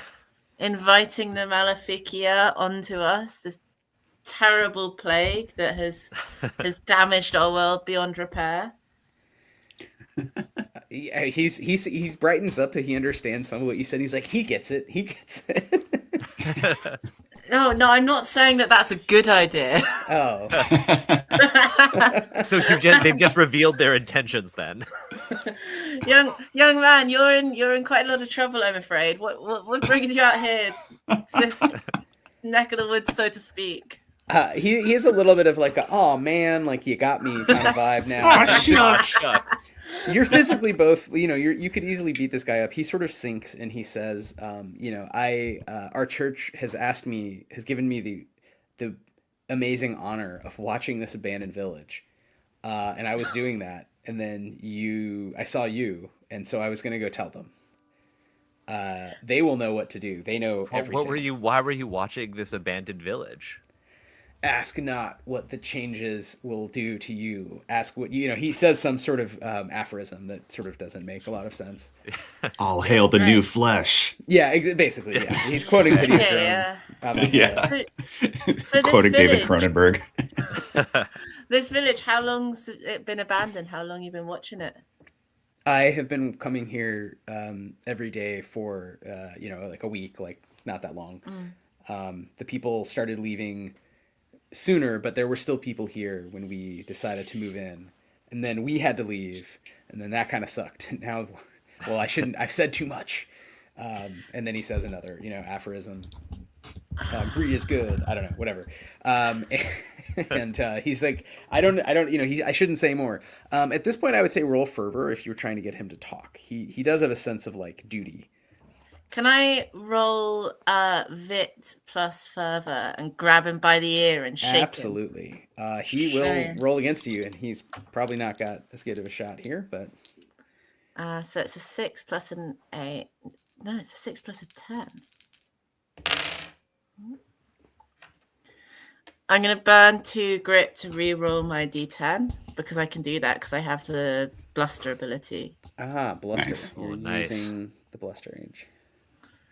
Okay, which gave me a 13. Great. That beats a 5. So he is so terrible. He just like points. He shows you exactly where, presumably, there is an Undying Episcopate cell. Now quartered. They'd moved to Akche. They were attacked by a band of Turkoman riders, and now they have moved basically across the hill. Like they're over there, and he can take you. He just doesn't want you to painfully torture him to death, which is what he assumes. It's like the logic of like what he would do or what his bosses would do. What he would do. You would do the same. Little projection. So he's projecting all these things. Yeah, he's like, please don't remove my kidneys and then pickle it in front of me and eat it. He's just like making shit up. Very creative. Young people these days, so creative. The youths. Is that Strange slang? hobbies. Meanwhile, I'm gonna say Vitas and Theodora have arrived. If y'all want, I mean, you came I down. can't keep to up with these trains. exactly. You're all together if you want, right? Like you came to meet up. Is that Sure, is that yeah, right? yeah. Okay. We were on our way to meet them, and then we just stumble across You see them up Alaric, the like hill, shaking this undying episcopate of death. Just like, what's going on here? This young gentleman has something to tell us about the activities of the undying episcopates. How did Don't you you, know? How could you have young guessed gentleman? my allegiance? Yeah. His name is Neophyte Sahak, and Sahak tells you everything. He spills the beans immediately. On a 14 versus a 5, he is just insanely terrified, and immediately all his sort of zealot energy goes out the window. He explains what he knows, which is not everything, but he knows enough to tell you where his betters are, right? His bosses, and he knows that they have indeed created not one, not two, but actually, let me roll 4 in Sitio. So there are 4 absolutely giant, made of many, many people stitched together, sort of super zombies. Essentially, in them there are hills. That's just too many. That's Goddamn. just one too many. You can join them. You can make we could probably become a 5th together, and live in eternity, changing and eating and changing and killing and inhabit the Lord's body, become closer to the seat of the Lord. This is clearly something. No, young man, you are confused. You are trapped in Sataniel's grasp, and let me tell. Do you know about the Bogomils? And just gonna start ranting. I'm not gonna do the full thing, but he just starts like trying to convert this kid from episcopate to Bogomilism. Meanwhile, in that tower on the other hill, Gulialik is singing a song about a lonely bird who can't find its mate as she waits for someone to come help her. We should get these two together. It's like a meet cute in the mutant-infested wilderness. Definitely more mute like cute. Mute cute. Do you help her, and do you all come together? So there's essentially 6 of you. There's 4 pilgrims. You have an undying adept who's your prisoner, and you have this wounded Turkoman rider who is sort of a friendly. How do they react to this cultist's presence? They ask permission from you all, who are clearly kind of in charge of the situation, to stab this person over and over again in the face. That's what I thought. Yeah. So it's kind of up to you. You're just giving him what he wants. He wants to become a demoniac. You're just helping him in that. Really, the most badass thing you can do here is to show mercy. She sighs, but basically would rather not sort of upset the delicate balance here, and believes also that you'll eventually come around and torture this guy anyway for info. So it's still need to torture him. You It's just only had to shake him a mid-morning. little bit. We'll say That's all it actually took. probably noon. At least. Very weak-minded, this guy. Oh no, sorry. This is 10. Yeah, sorry. It's many kilometers. So yeah, it probably took you till noon to get here. So this has been an hour or so of fucking around at least. So it's probably about 1 p.m. You can tell the sun is passing, across the pass you're in. Do you want to stay in Akche, this abandoned village? Do you want to go toward the Undying Episcopate cell hidden in the hills? Do you want to keep going south toward Van? What would you all like to do? Well, I gotta deal with this guy. Yeah, I feel like we should root out the episcopate, but 4 of these constructs, these horrible demoniacs, I don't know. That sounds scary. Yeah, we got nothing there. I really hope that our diplomatic caravan isn't one of the bloody giant things. It's a the very thing real is- possibility. Very good point. Yeah. Can we ask him if he knows of a diplomatic caravan that may or may not have become a giant monstrosity to hoard the wastes of the Armenian highlands for at least a decade? Laurie, why don't you roll a d8 to see what he knows, his insight, if Sahak knows really anything about the battle that has ensued. Okay. Can I grit on his D8? Yeah, On- yeah, absolutely, sure. Yeah? You can burn his grit, sure. Burn his grit. Burn I all will of be his grit. burning his grit. How much grit has he got? 5 grit. Yeah, he's got enough for this and 1 dodge. So yeah, So Okay. we earned 3 grit for him. yeah. So how much do I add through grit? Just +3. You're +3. rolling a D8 Plus plus 3. 3. All right. So I rolled a 3 plus 3, so that's 6. Great. He knows that they have been trying to figure out the secret of creating an incitio, and they've been praying to their version of the Lord. And they finally sort of went ahead with a plan. They've sort of basically abducted some people, killed some people, and they did run into this group, which was a little before. It was sort of around the same time and why they decided to move on Aceh. The incitio attacked the riders, the Janissaries, and there was a melee. They were able to kill some, but not all, and some of them sort of ran off. And so one of their goals with taking Aceh was to have a base where they could then really find them and make sure that they didn't, that nobody got away and reported what was going on. So most of they basically have teams now. They've broken up into groups, and they have a group sort of here, just on the other side of the other hill. They also have a couple of the incitio with a couple adepts each wandering around trying to find these diplomats who are lost in the hills. They're just out in the wild. And that again was a couple weeks back. So they're maybe a week and a half ago. They're not really sure. He doesn't know where they are, but he knows the directions they went. So he could sort of, you could sort of pick a direction and try to follow their tracks. This would again involve sort of tracking rolls, navigate rolls. Mm-hmm. I think that's what we should do if we want to hunt down these groups. I don't think we should be going anywhere near that pace. I agree. Yeah, it seems like this young man has been scared straight. So I feel like we can trust him. I don't know. I think we will have to tie him up and hang him from the church bell while still alive, because we don't want to kill him. He'll come after us. We can't exactly leave him to go and report. We should gag him too. Do we want to hang him upside down or the right way up? That's the question. I mean, upside down, if he falls, he could die. And I don't know. That's true. We're just helping him again. We're just helping him out in that case. Let's hang him right up. Let's show a modicum of kindness. I was kind. I was like, if he's upside down, can he die? And then if he dies, then he gets what he wants. There's more of denying him what he wants. Yeah, let's deny him what he wants. Should we leave him here with I forget her name, the writer.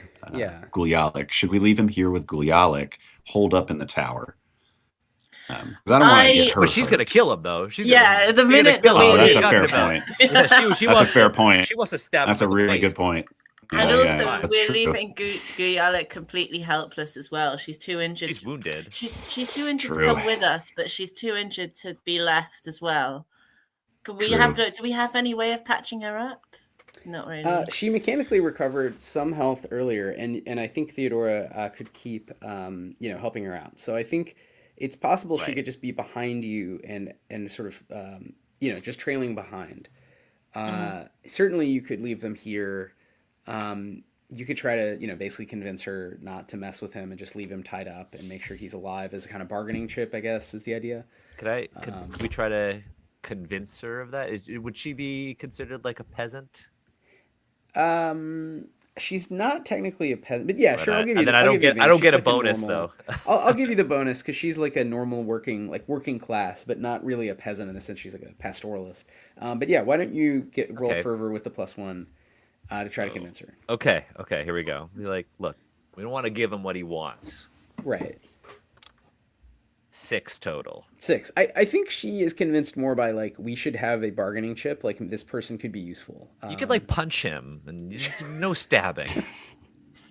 I don't know. She's not necessarily cruel just out of for no reason. She just wants revenge. It's an outlet for your anger. Sure. Yeah, so she will do as you say, and if you guys want her to stay in Akshay, then she will be sort of up, hidden with him, and make sure he doesn't go anywhere, but also doesn't, she won't kill him, Yeah, and cool. empower him. Can we give her some supplies just in case we end up delayed on the road? You probably should, yeah, give her at least some food, water. I can give her. I have 3 rations because I just forage, so I'll give her my rations. I don't even like these anyways. Great. I'll give her my bottle of wine. Whoa. Oh, great. Whoa. This will keep you hydrated. Very generous. I actually have a whole wineskin as well. So This I is don't your think backup I'll wine. use This is all my these backup wine. resources. This is my. Well, it will make her feel better. She's probably in a lot of pain.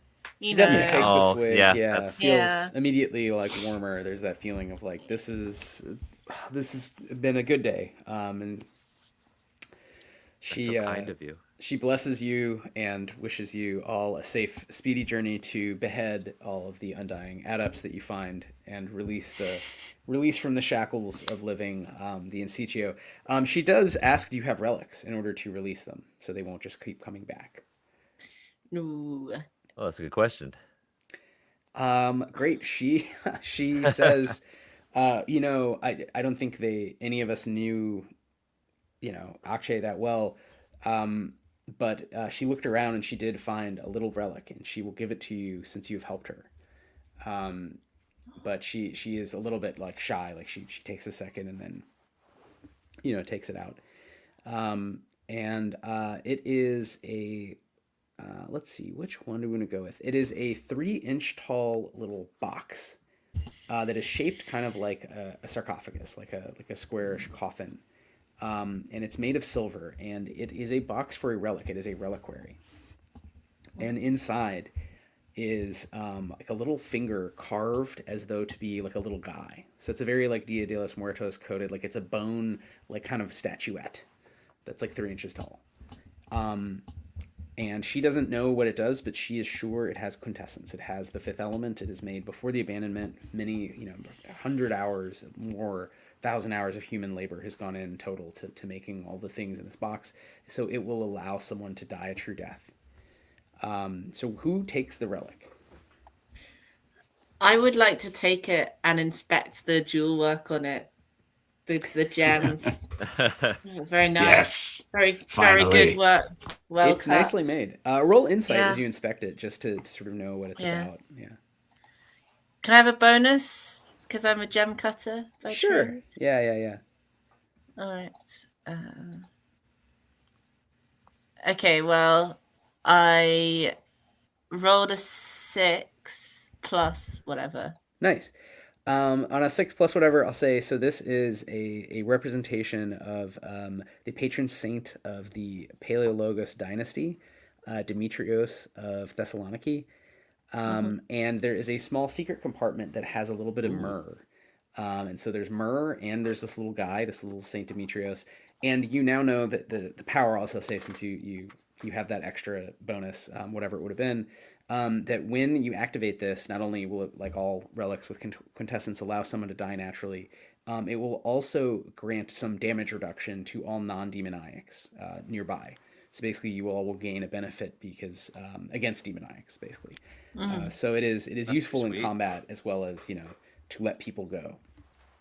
What?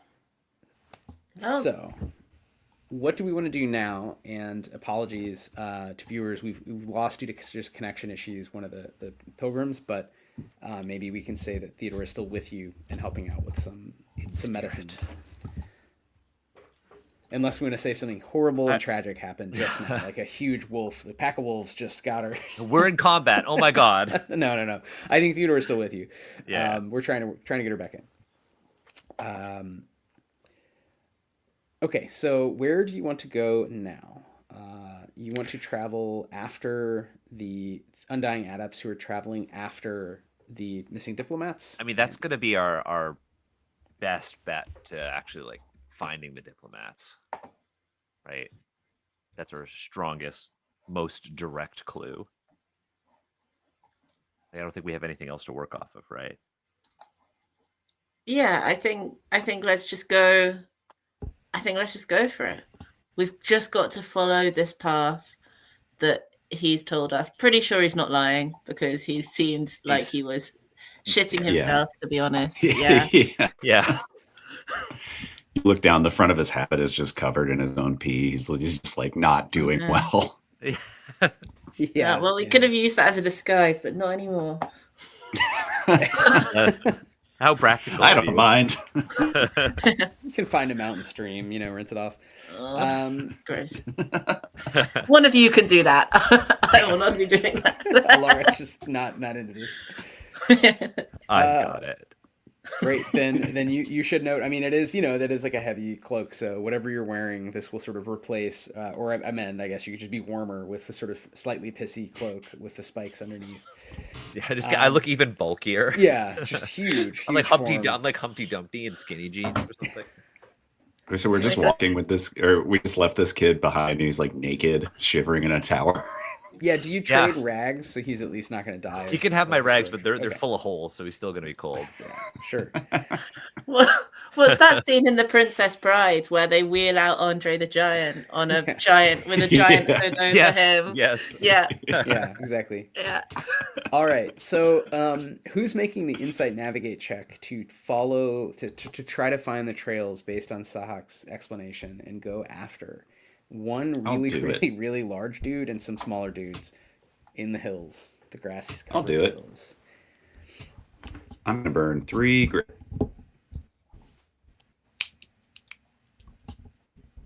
All right, burned 3. Rolled a 6. For 9 total. Y'all are rolling hot. I'm rolling well today. I like this grit system. I really like it. I did have to expend grit earlier to roll that 6, by the way. So I didn't do the admin at the time, but I'm gonna get drunk to regain some grit. Let's go. So this is a good one. So you're gonna roll vitality, and you need to get above a certain amount, or else you do become drunk. And drunk means you roll everything with disadvantage for a certain number of hours.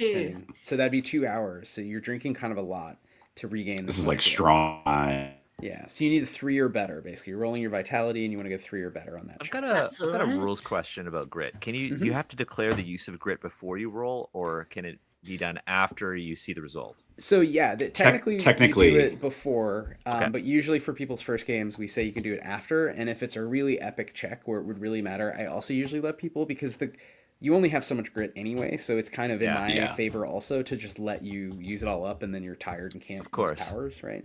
Against the zombies. Just for the benefit of the group and the stream, this character Alaric has the ability Bibber, which is a passive ability. When you consume an item with an alcoholic item, add +1 to the roll, determining whether you're inflicted with drunk. So he's good at not getting drunk, and he also gets an additional D3 grit from alcohol. So he will roll now to not get drunk, but he will also roll a D3 and a D4 to regain grit. Is that correct? Dude, that's correct. Yeah. Well. Yeah, exactly. You got it. You've parsed the rules. Okay. All right. I'm going to roll now. I have a D8 vitality. No, I've got a D10 vitality. Even better. What am I trying to roll? You just want better than, you want a 3 or higher on your vitality check, and you get that +1. So you're rolling vitality +1. Okay. I did roll a 2, but I do have the ability, so I got +1. So I don't get drunk. So mechanically, you don't suffer disadvantage. Role-playing wise, feel free to be like, I'm feeling really good. Feeling much better now. But and you I do will now regain all roll that to regain grit. grit. So I'm going to roll a D4, 2, and I'm going to roll a D3, 2. So I regain 4 grit, which is pretty good.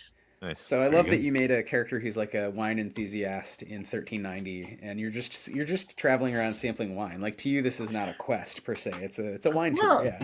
And Armenia and Eastern Turkey and Georgia and this area is famous for its wine. Yeah, it's the first place that wine was archaeologically found, either in Armenia or Georgia.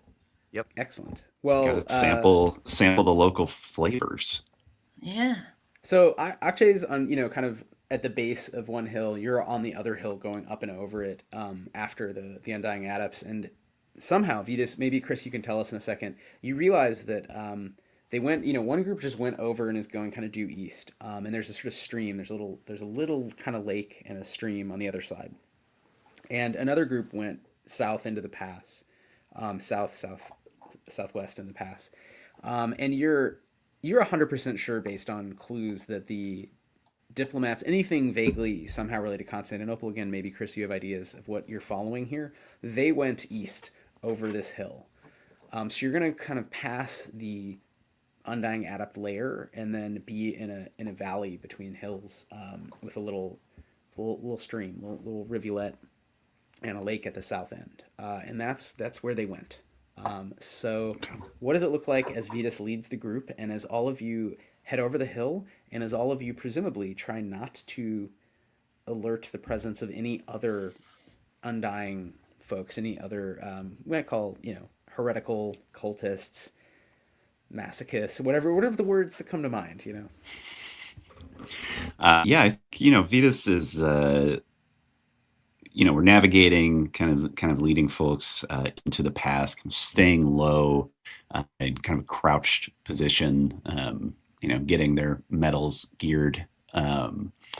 And while they're kind of low, they notice that there is, we'll say as you're kind of like going down this like little pathway, there's like a rock to the left-hand side, and kind of hastily scratched into the surface of the rock is a symbol of like a two-headed eagle, but it looks really bad. It looks like a child drew it because it's like somebody with a knife who's like trying to etch into stone.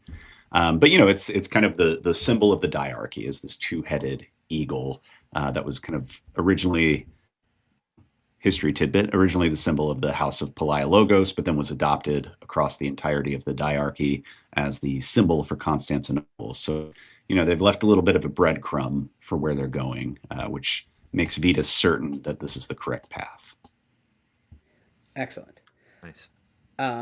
You head about a kilometer over the hill. It's not that terribly long or high up. Again, you can sort of see before you as you look south, the hills get higher and higher.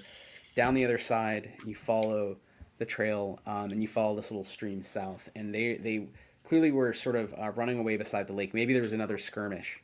Maybe you even see not remains necessarily, because the remains would animate and move, but bits of torn cloth. Maybe a couple chinks of lamellar armor from the soldiers, and sort of robes cut from the cultists.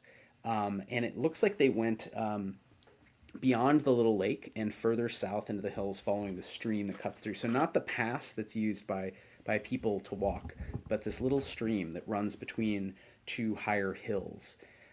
So you are 100% sure of the direction, and you all need to now just book it and get there as fast as you can. So at this point, I think we need to all roll finesse. Since there's 3 of you, I was going to say of the 4 of you, you need 2 successes. There's only 3 of you now, so let's just say 1 success. You need 1 6 or better. I rolled a 3, so that's not a success. No. I rolled a 6. That is a success. I'm trying to save my grit. Laurie, you just need to not roll a 1, which would cancel out that success. All right. Let me just roll. Okay, I rolled a 2. Okay. That's not a 1. Not a 1. Vitas is real quick. So Vitas is just like, God, follow me. You know where to go. And you head down this nameless little stream, and you're heading up. You're going upstream towards the source, into the hills.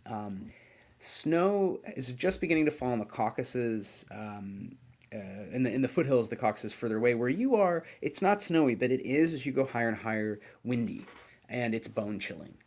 And the grass is rustling, little shrubs are rustling. There'd be little apricot trees, but all of them, of course, the fruit. This is past the time of harvest. And as you're rushing along, sort of sloshing, you're stepping in cold mud, and you realize that you hear groans from up above, like around the stream bend. You hear human-sounding groans. Osric, do you hear that? We all hear this, then, correct? With Yeah. Yeah. What is that? Seems like a guy of some description. Somebody groaning. Oh dear. Is this Does a that grown groan wife that we would? Yeah. Is this something that we would recognize? Roll insight. Okay. Can we all do this? Yeah, sure. I rolled a 7. I rolled a 6 on Great. my d6. You recognize that something about this, it sounds like familiar, like the style of groaning, if this makes any sense culturally, is like, this is a guy from Constantinople. This is like one of the janissaries. That's how the people from Constantinople groan. But You can Like tell groaning because of in the Turk. way that it resonates in their helmets. Oh, yeah, exactly. Yeah. It's That's the how it helmet. works. Big ass, Yeah. The big helmets. tall helmets. It's subtitle groaning in Greek and Turkish patois. Turkic. but Yeah. you realize that this is there's something inhuman. There's something wrong about it, and you think that you are about to run into essentially a demoniac who once was a janissary accompanying the diplomats right ahead at the source of the stream. You know. Okay. Does it seem like this is something that we could try to sneak around or try to observe?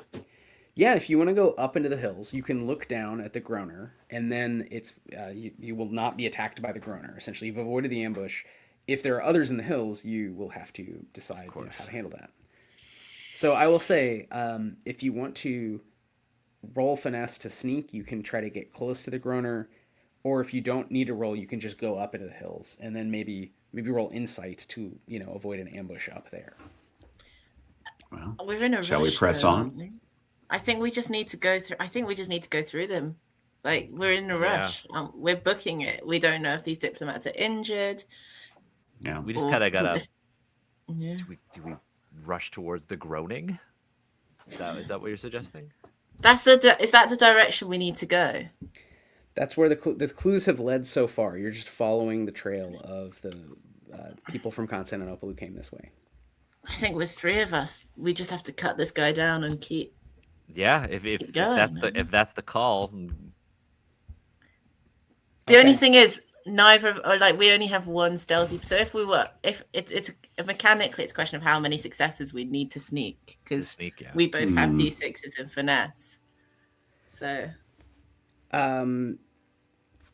if it's one person who's just standing around, one zombie basically, then yeah, maybe one success for the group. I'll let you guys sort of find a way to skirt around. You're in an area with lots of little shrubs and stuff, and if you're just trying to sort of get by them and they don't really know where you are, it's a big enough wilderness area. You're not right next to the guy. If that's the goal, to avoid a fight here, then let's avoid that fight. We could try it, and if we need to fight, we fight. Yeah, let's go for it then. That works for me. Okay. All right, let's sneak. I rolled a 3. Once again. I rolled a 6. Excellent. Laurie, I rolled same a 5. situation. Okay, great. Not a 1, a 5. You sneak around. I'm helping. You see, there's all these little. It's almost like little micro rivulets, that are feeding into this little stream now. It's very shallow, and you're traipsing by, and you see there is indeed a janissary who is kind of stuck in the mud, and you realize that they're almost like. It's like they are the hand of someone who is lying down in the mud in this kind of muddy, very shallow area, who is a huge sort of humanoid figure made of 20 bodies stitched together. Jesus. And they're just kind of Oh my wiggling god. this finger. Okay. And you sneak on by and you see a couple of bored guys essentially rolling dice to the side in hoods. Maybe not Playing rolling Danse dice. Macabre. Yeah, playing Danse Macabre, medieval horror role playing. Yeah, no, they're probably reading some liturgical, sort of metal sounding stuff in Greek. But there is this sort of insitio with them who is just massive and kind of not asleep, but the equivalent for the sort of demoniacs of asleep in torpor, other than this one more recently added member who is just kind of standing there. This janissary whose guts are spilled open, who has one elk horn and one tentacle, who's just sort of you sneak around on the west edge. Go for that. Yeah. It was one guy technically. Night is going to fall soon as you head up into the hills and follow this trail. The trail is diffuse. You are in these hills. You're coming on down on the other side, having gone all the way south, not even in the pass, so it's rough going. And you realize that that pretty soon you're going to be cold in the dark at night in the high plateau south of the foothills, and you're trying to find this, pick up the sort of the trail. I would say at this point, maybe give me one more insight check, and maybe we can say this is a 5+ instead of a 7+, because you already have a trail and you're leaving the hardest terrain into easier terrain. It is a 5+. I have a chance. Yeah. I rolled a 1. Great, that's good. That's good. I also rolled a 1. I'm gonna burn grit. Great. How much? do that. How much grit? Please. I can burn 3 grit. I can also burn 5 grit to add 5. Is that correct? You can do 3, 6, or 9. So we just try to keep it to the. All right, I'll burn 6 grit and then try not to roll a third nat 1. Yeah. That would be kind of amazing. Okay, I rolled a total of 11. Excellent. Okay. 2 nat 1s and 11. Yeah, it's. You realize heading due south over the last of the foothills, down back onto the high plateau, you were in the heart of one area that constitutes the Armenian highlands, the bridge of grass between Anatolia and Persia. And you've re-found the road, that mountain pass that you avoided as you went sort of following, these people running from people a couple weeks ago, over the last week, basically, and trying to catch up with them. You avoided one group who sort of just gave up, like they lost the trail and were maybe waiting orders, maybe who knows what they were doing. But you avoided that, one in Sitio. You found the road, and you know that the diplomats came this way. They're headed down toward Lake Van. And on to natural ones, you definitely catch up in the night. You keep going. Maybe you hear sounds that keep you going. I'm railroading this a little for time. You keep going in the night. And as you head out, you're in the middle of the plateau, you come upon a scene of battle. You see in the distance ahead of you what looks like essentially a 17-foot tall person made of undead. God damn. Attacking a group of riders. There's not many riders now, so it's not a dozen soldiers and a couple of diplomats and a bunch of extra pack horses. There's just like a horse and like 4 guys. And they are all yelling at each other, and you're coming on this. It's sort of just happening on the road. You can imagine on either side there's sort of not flat. It's not like a flat plain in that sense, but this high plateau, these sort of ridges, they're pretty low at this point, all covered in tall grass and little shrubs. No apricot orchards, no ruins around. This is a road that goes south toward the lake, toward more settlements. And it is the middle of the night. The moon is above you. I don't think anyone notices you, to be honest. They're in the middle. They've done initiative, and you are in the middle of combat. So those ones, I will say, because you got a huge success with Laurie's roll, you're not being attacked, but you are, you have found them, and they are, they're fighting. So what do you all want to do at this point? Well, I think is this Vitas, a fight we need to be in? Well, if those are the people that we're looking those are for, the diplomats, then we'll have to step in. Yeah, certainly have to help them. Stop in my wineskin. Ready to go. I bunged my wineskin on the way, just through drinking.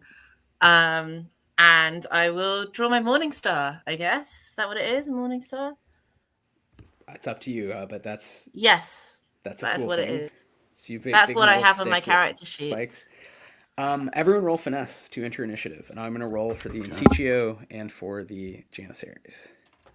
I rolled the 3. Yeah, Vitas busts out his sling. I'm just going to go I rolled unarmed. a 7. Excellent. I rolled a 6. Excellent. Go unarmed or bone armed? I'm a bone armed. Somebody's going to get boned. What did you get for initiative, Daniel? I got a 3. Okay. So Vitas is going to act first. Oh, hell yeah. And then we'll do Alaric. Actually, I need to check something really quickly. Just check out little class power. Which one is it? Actually...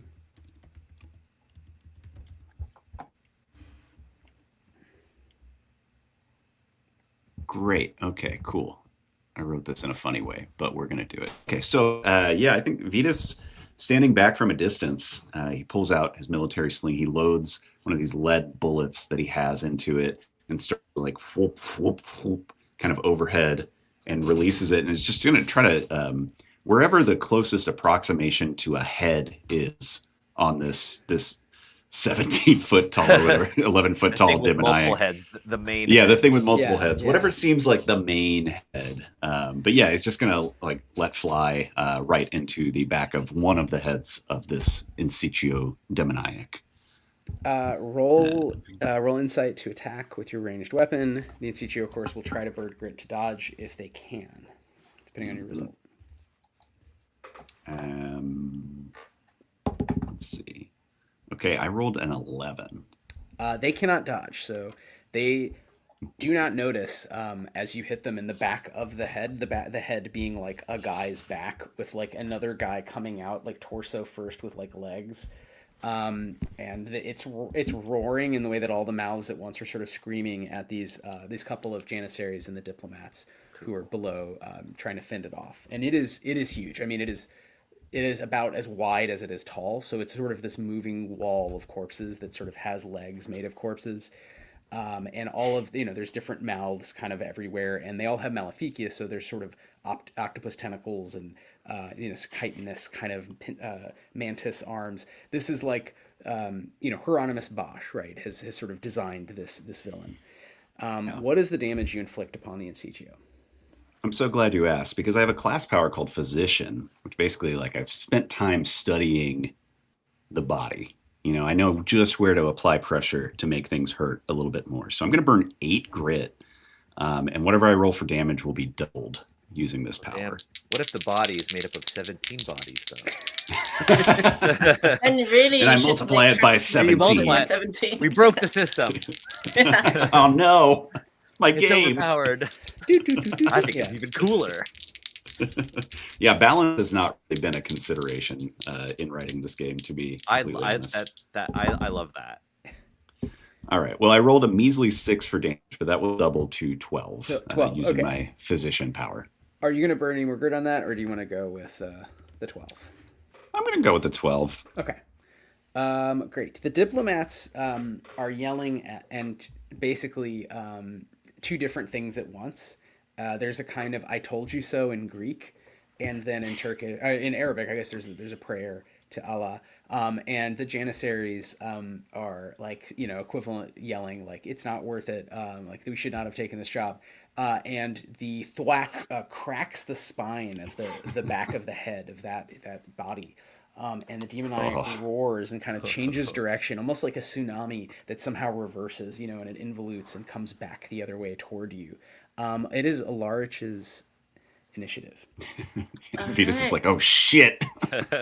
Very pleasantly buzzed. I'm just gonna get my morning star out, raise it with my head, yell a battle cry, probably in Greek, maybe in Arabic, because he speaks that too, I'm sure. And just run towards the guy, run towards him and whack him. Roll really vitality. hard. Roll vitality to whack Really hard. Really. So I have the bludgeoner special a bit. So I have a combat advance that I took when I leveled up. So I have bludgeoner, which means I add 2 to this. Great. So you're rolling vitality plus 2. Yeah. Nice. Yeah, and I'm wielding the morning star in 2 hands. Great. So you'll do extra damage. So in this game, handedness affects the damage. It's cool. So that is a total of 10. Great. Can't dodge that. So you're going to roll damage. All right. The damage on the morning star is a 1d12 plus my vitality die. So you're going to roll both, Adam, and you can burn grit to increase damage here as well. All right. How does one burn grit to increase damage? +3, +6, or +9. You get a just add that the same to the way. Yeah. All right. D10, D12. I'm gonna burn 3 grit, to do a total of 23 points of damage Whoa. with my okay. Morning Star. Wow. That is incredible. Dang. Laurie, what does it look like when Alaric hits this thing so hard? It is gigantic, but your Morning Star is pretty freaking big, and you're a pro. You've trained with this, and your spare time as a burgher, you were like, I'm going to take a class in, you basically Bludgeoning. paid some soldiers to teach you how to kill people with clubs, right? So what does it look like?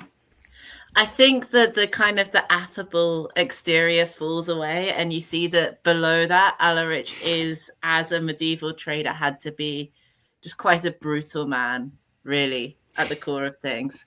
And he just rushes forward and he just aims straight for the face of one of the Janissaries, caves the face in, and just gets spattered in viscera and disgusting gore. There's this massive explosion of gore from the Morning Star, which is spiked. And you can really tell that he just really is quite brutal, because when that explosion comes, he just takes the spikes and just drives the spikes in and twists. Oh, I love it. Yeah. Love it. It's like that the face, which these legs sticking out, was like the most recently added body, was one of the Janissaries, and it was added just naturally by the Insitio, by killing it. And so this guy's only recently become, a demoniac, and his head he's like broken in half, and he's got half his body sticking out that way, and the other half turned around looking at you, as the kind of chin, and you smash into him and turn, and you've now smashed through him into the neck body behind, and you've like kind of blown up the back of the head, and then smashed through and are kind of driving this like blunt spiky instrument into the body, in quotation marks, of this Insitio, and it is falling all around you, but it is making this horrible warped gurgling sound. Blood and ichor is spilling on you, and the demoniacs, while no longer sort of intelligent, the component demoniacs are saying words. You're seeing kind of words in Turkish being mouthed, and they might even be essentially random memories being triggered. So it might be something as simple as like, hand me the washcloth, but you're just like seeing this man die over and over again before you. So these are people who need release. That's something I think your characters would know, and this moment would drive home. We're gonna. And I have the reliquary as well, right? So that is going to be an action. So that would be, if you want, you or someone else can grab it from you and sing, and you will have to make mechanically a fervor check, and the players will have to sing to activate the relic. So there's a karaoke component to the game, because we like karaoke. Daniel, it's your initiative after the Janissaries, but I'm just going to do it at the same time. So they're going to roll to see if they can help you all kill this thing, and you can do whatever you want to do. Well, if this thing isn't dead, I'm gonna punch it. It is. It is not quite dead. It is very, very injured from that 23. It is. Blood is from seeping out of the middle of it in a horrible shower. So what am I rolling to attack? I'm rolling. Wow. What weapon are you using? Oh wait, the unarmed attack, right? My hands. Yeah. So you're gonna roll vitality for that. Okay. Cool. Alrighty. I rolled a 5. Awesome. It's gonna burn 2 grit here. Oh wait, I can burn grit. You can burn grit. You can burn grit. You can. Grit. Okay. Well, I have not been really using a lot of grit. I have 14. Yeah. I've used 3 already. So let's burn 5 to make it a 10. So 3, 6, or 9. Oh, let's burn 6, make it 11. 11. Yeah. Okay. That definitely, it can't dodge an 11, so you hit. The Janissaries also hit. Why don't you describe? So it's being stabbed in the back or slashed by the sharpshooters of the Janissaries. As Osric, you almost certainly you roll your damage, and then maybe we'll have you describe. Yeah. Yeah. All right. So 10, 14 damage. 14. Excellent. Daniel, Plus how to bleed. plus Yes. how does Osric bring down this massive wall of mutant zombie? Yeah, I think after taking that like big Morning Star hit, I think that there's some sort of like opening. There's like a central head or something, maybe the oldest head amongst them. And with his like very thin, bony legs, Osric like runs up this massive mound of humans, raises his fist into the air, and you see like these bones kind of erupt out of his knuckles, almost like Wolverine. And he just starts punching this face with his bony hands.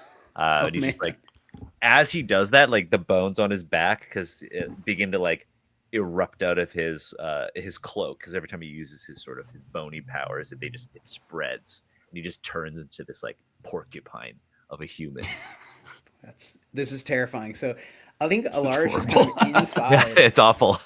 Bursting out from beneath as Osric has like pulled a whole section off and is just beating it to death as the shamshers, the janissaries, go through sort of the other side. They kind of, you've taken left and right and just hacked this apart, and the component bodies are kind of spilling over. The in situ is dead in the sense that the bodies are wriggling, but they're just sort of parts and they can't really harm you. They're not being coordinated. So there's just these horrible, again, Hieronymus, shout out to Laurie's game. There's Hieronymus little fucking pieces of guys moving around, but not attacking you per se. This is a moment when it would be good to activate a quintessent relic and sing.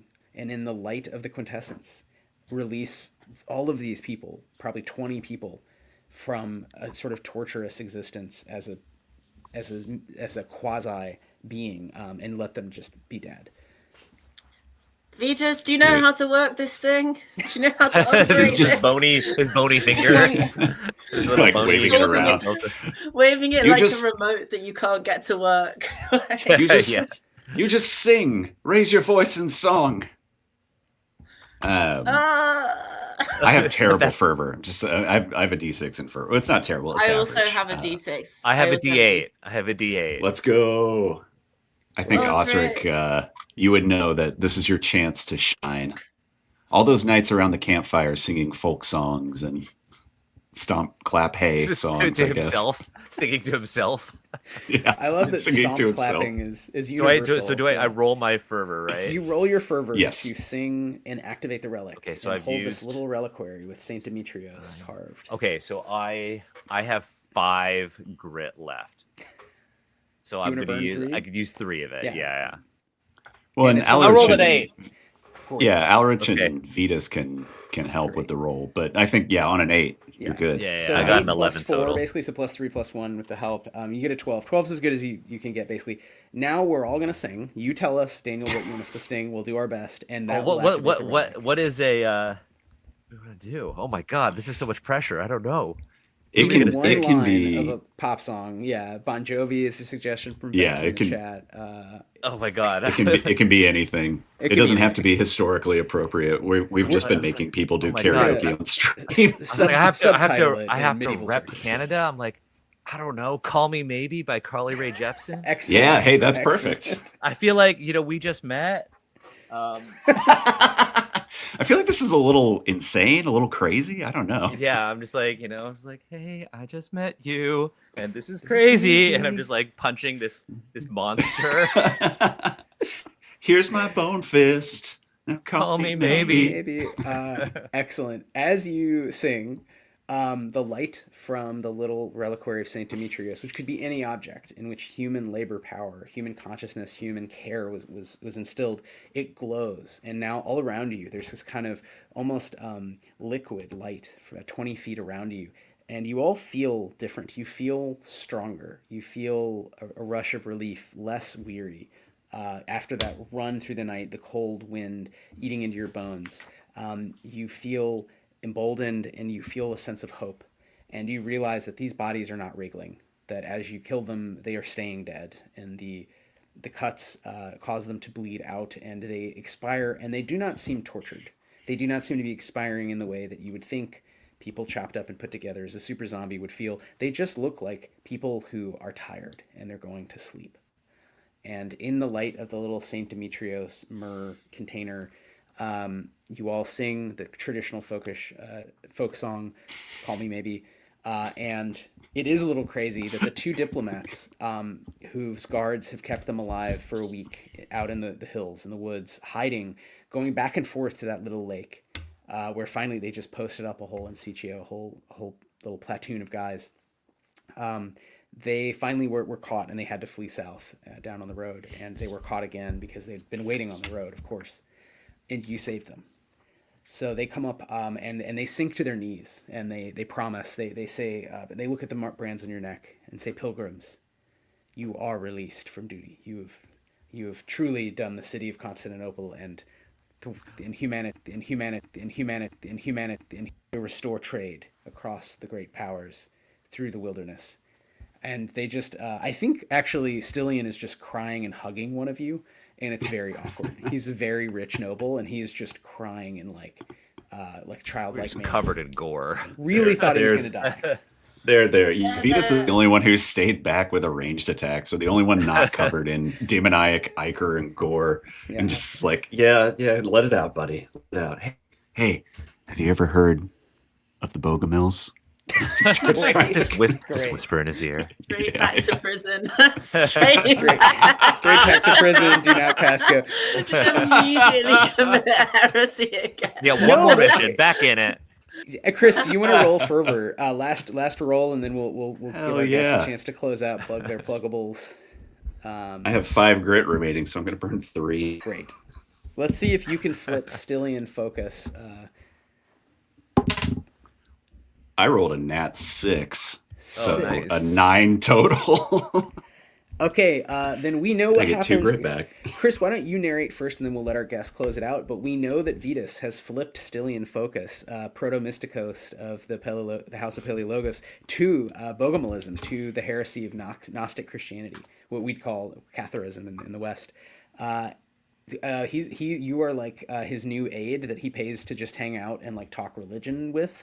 Vitas has a pretty cush life, assuming you all can make it back to Erzurum, or complete the mission first and get that deal signed with the Timurids. Chris, any other thoughts other than just this is the game Danse Macabre? We've played a bunch of versions. This was a wilderness crawl version. And it can be that too. Check it out. Still live on Kickstarter. But Chris, take it away, and then we will turn it over to our guests. Yeah, well, as a denouement, Vitas becomes the new religious advisor to Stillian, and moves in with him in the Lascaris quarter in Constantinople. He's now living a pretty nice life, not having to wander any further. But yeah, as far as last thoughts, last stream. Thanks so much, Laurie. Thanks so much, Daniel, for joining us. This was super fun. You're the words out of my mouth. Why? Check out the Kickstarter. It's closing in a few days. We're in the last few days of funding. We are fully funded. We're just trying to unlock some very exciting stretch goals that we have for you. Check it out. Give us a back or share with your history or TTRPG nerd friends. There's a big crossover there.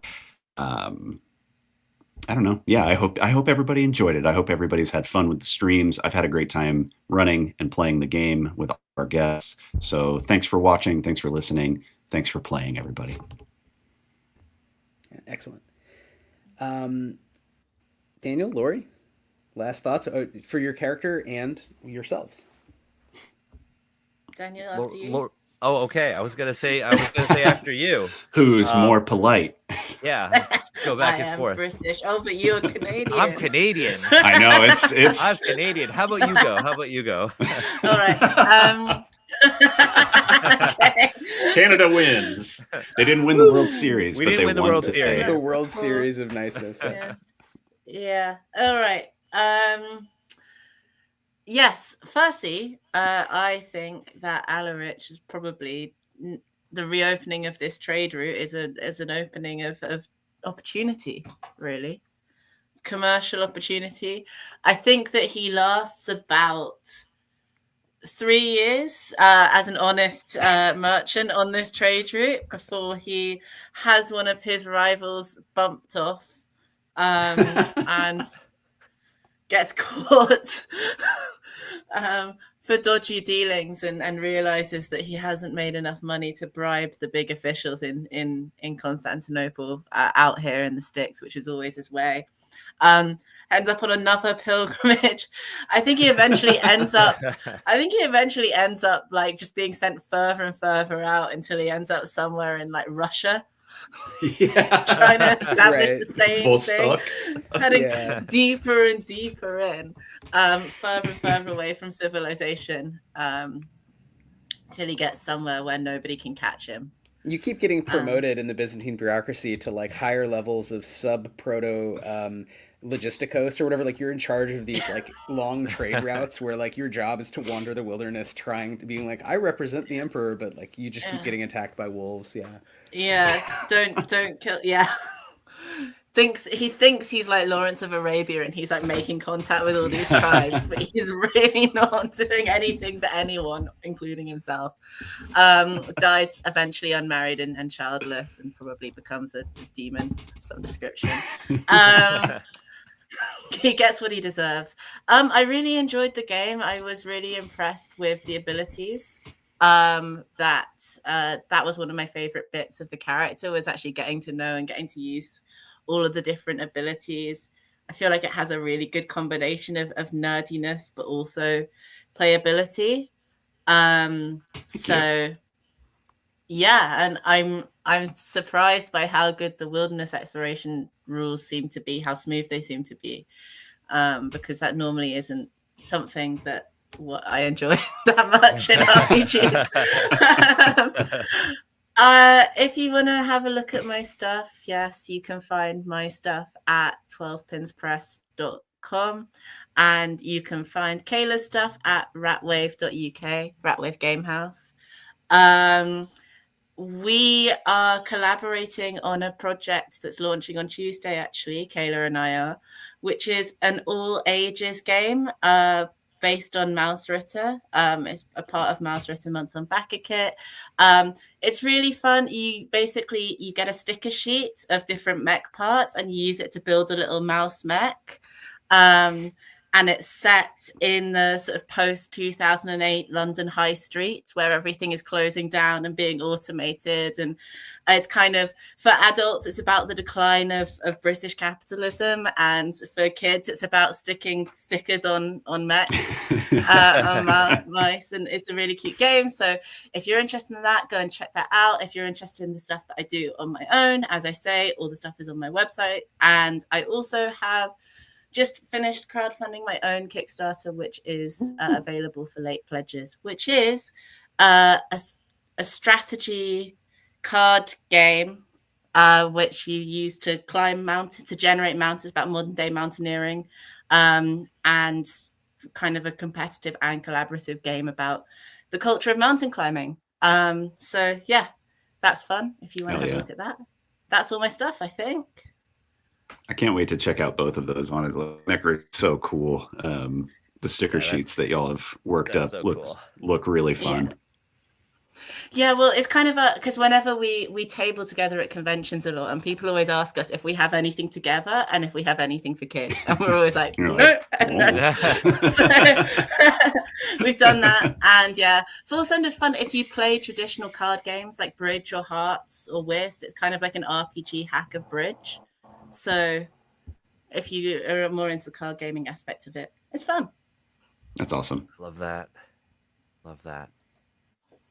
Oh, I guess it's my turn. It is. This was super fun. I cannot wait to get my hands on this full game. I think the design is incredible. I love how thematic it feels. I personally really love when games when education and entertainment kind of meet.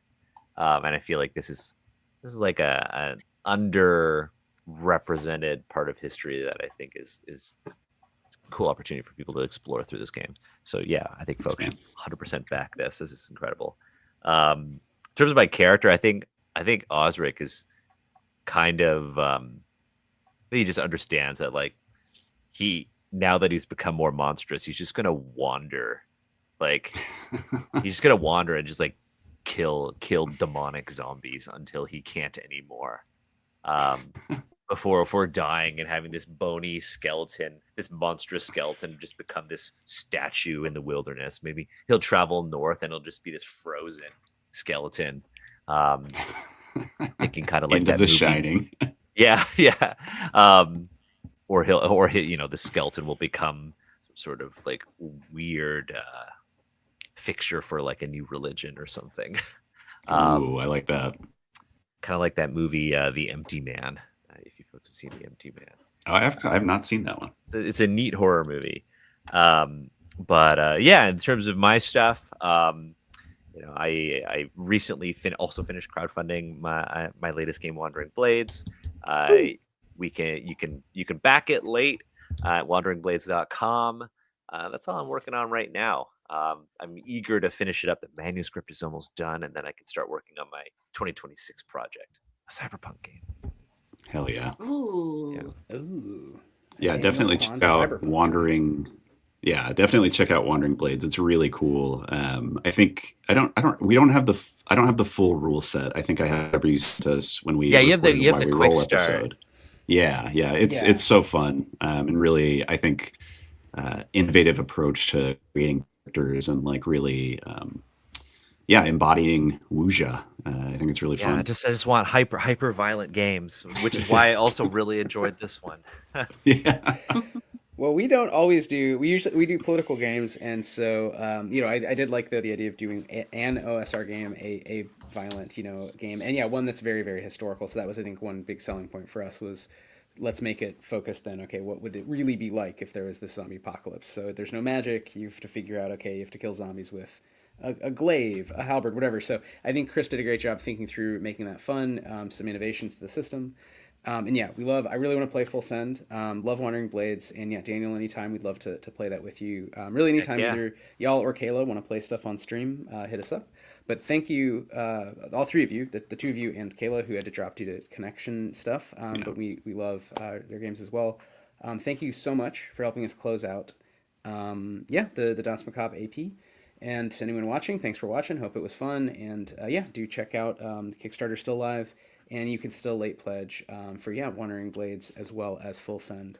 And we look forward to, of course, the game with Kayla dropping soon. So on Tuesday night. Woo! Oh my god. So soon. Wait, is there a link, To it Laurie, there, that we my can... god. Yeah, I can send the link. But if you look up MechRitter, Right. it'll be there on back. There's nothing else with that title, so it'll be there on back of kit. I got it. It's I so followed cute. you on the emails and whatnot, but I had not. I don't think I'd. Yeah. Oh no, I have. Okay, you and some number of people are making it happen. Okay, MechRitter, very cute. Cool. Well, that's all for us. I think we're ready to close out the stream. Any last words from anyone before I click end stream? Back this game. Back it. Yeah. I forgot to say that I really think the political theming of the game is excellent.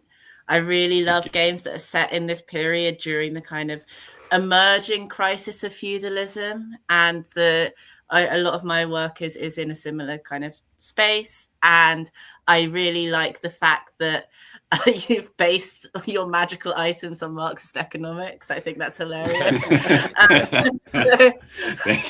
Thank you for saying that. I don't think we've never said that out loud, but that is essentially what it is, right? Realizing exchange value through helping souls pass on into the beyond. But anyway, yeah, I think that's really genius. It's very interesting. So props for that. Thank you. Thanks. Well, you gotta figure out your use value, Got to be of service to others at the end of the day. So if you can't, help them in life, help them in undeath. So with that, happy spooky season and good night.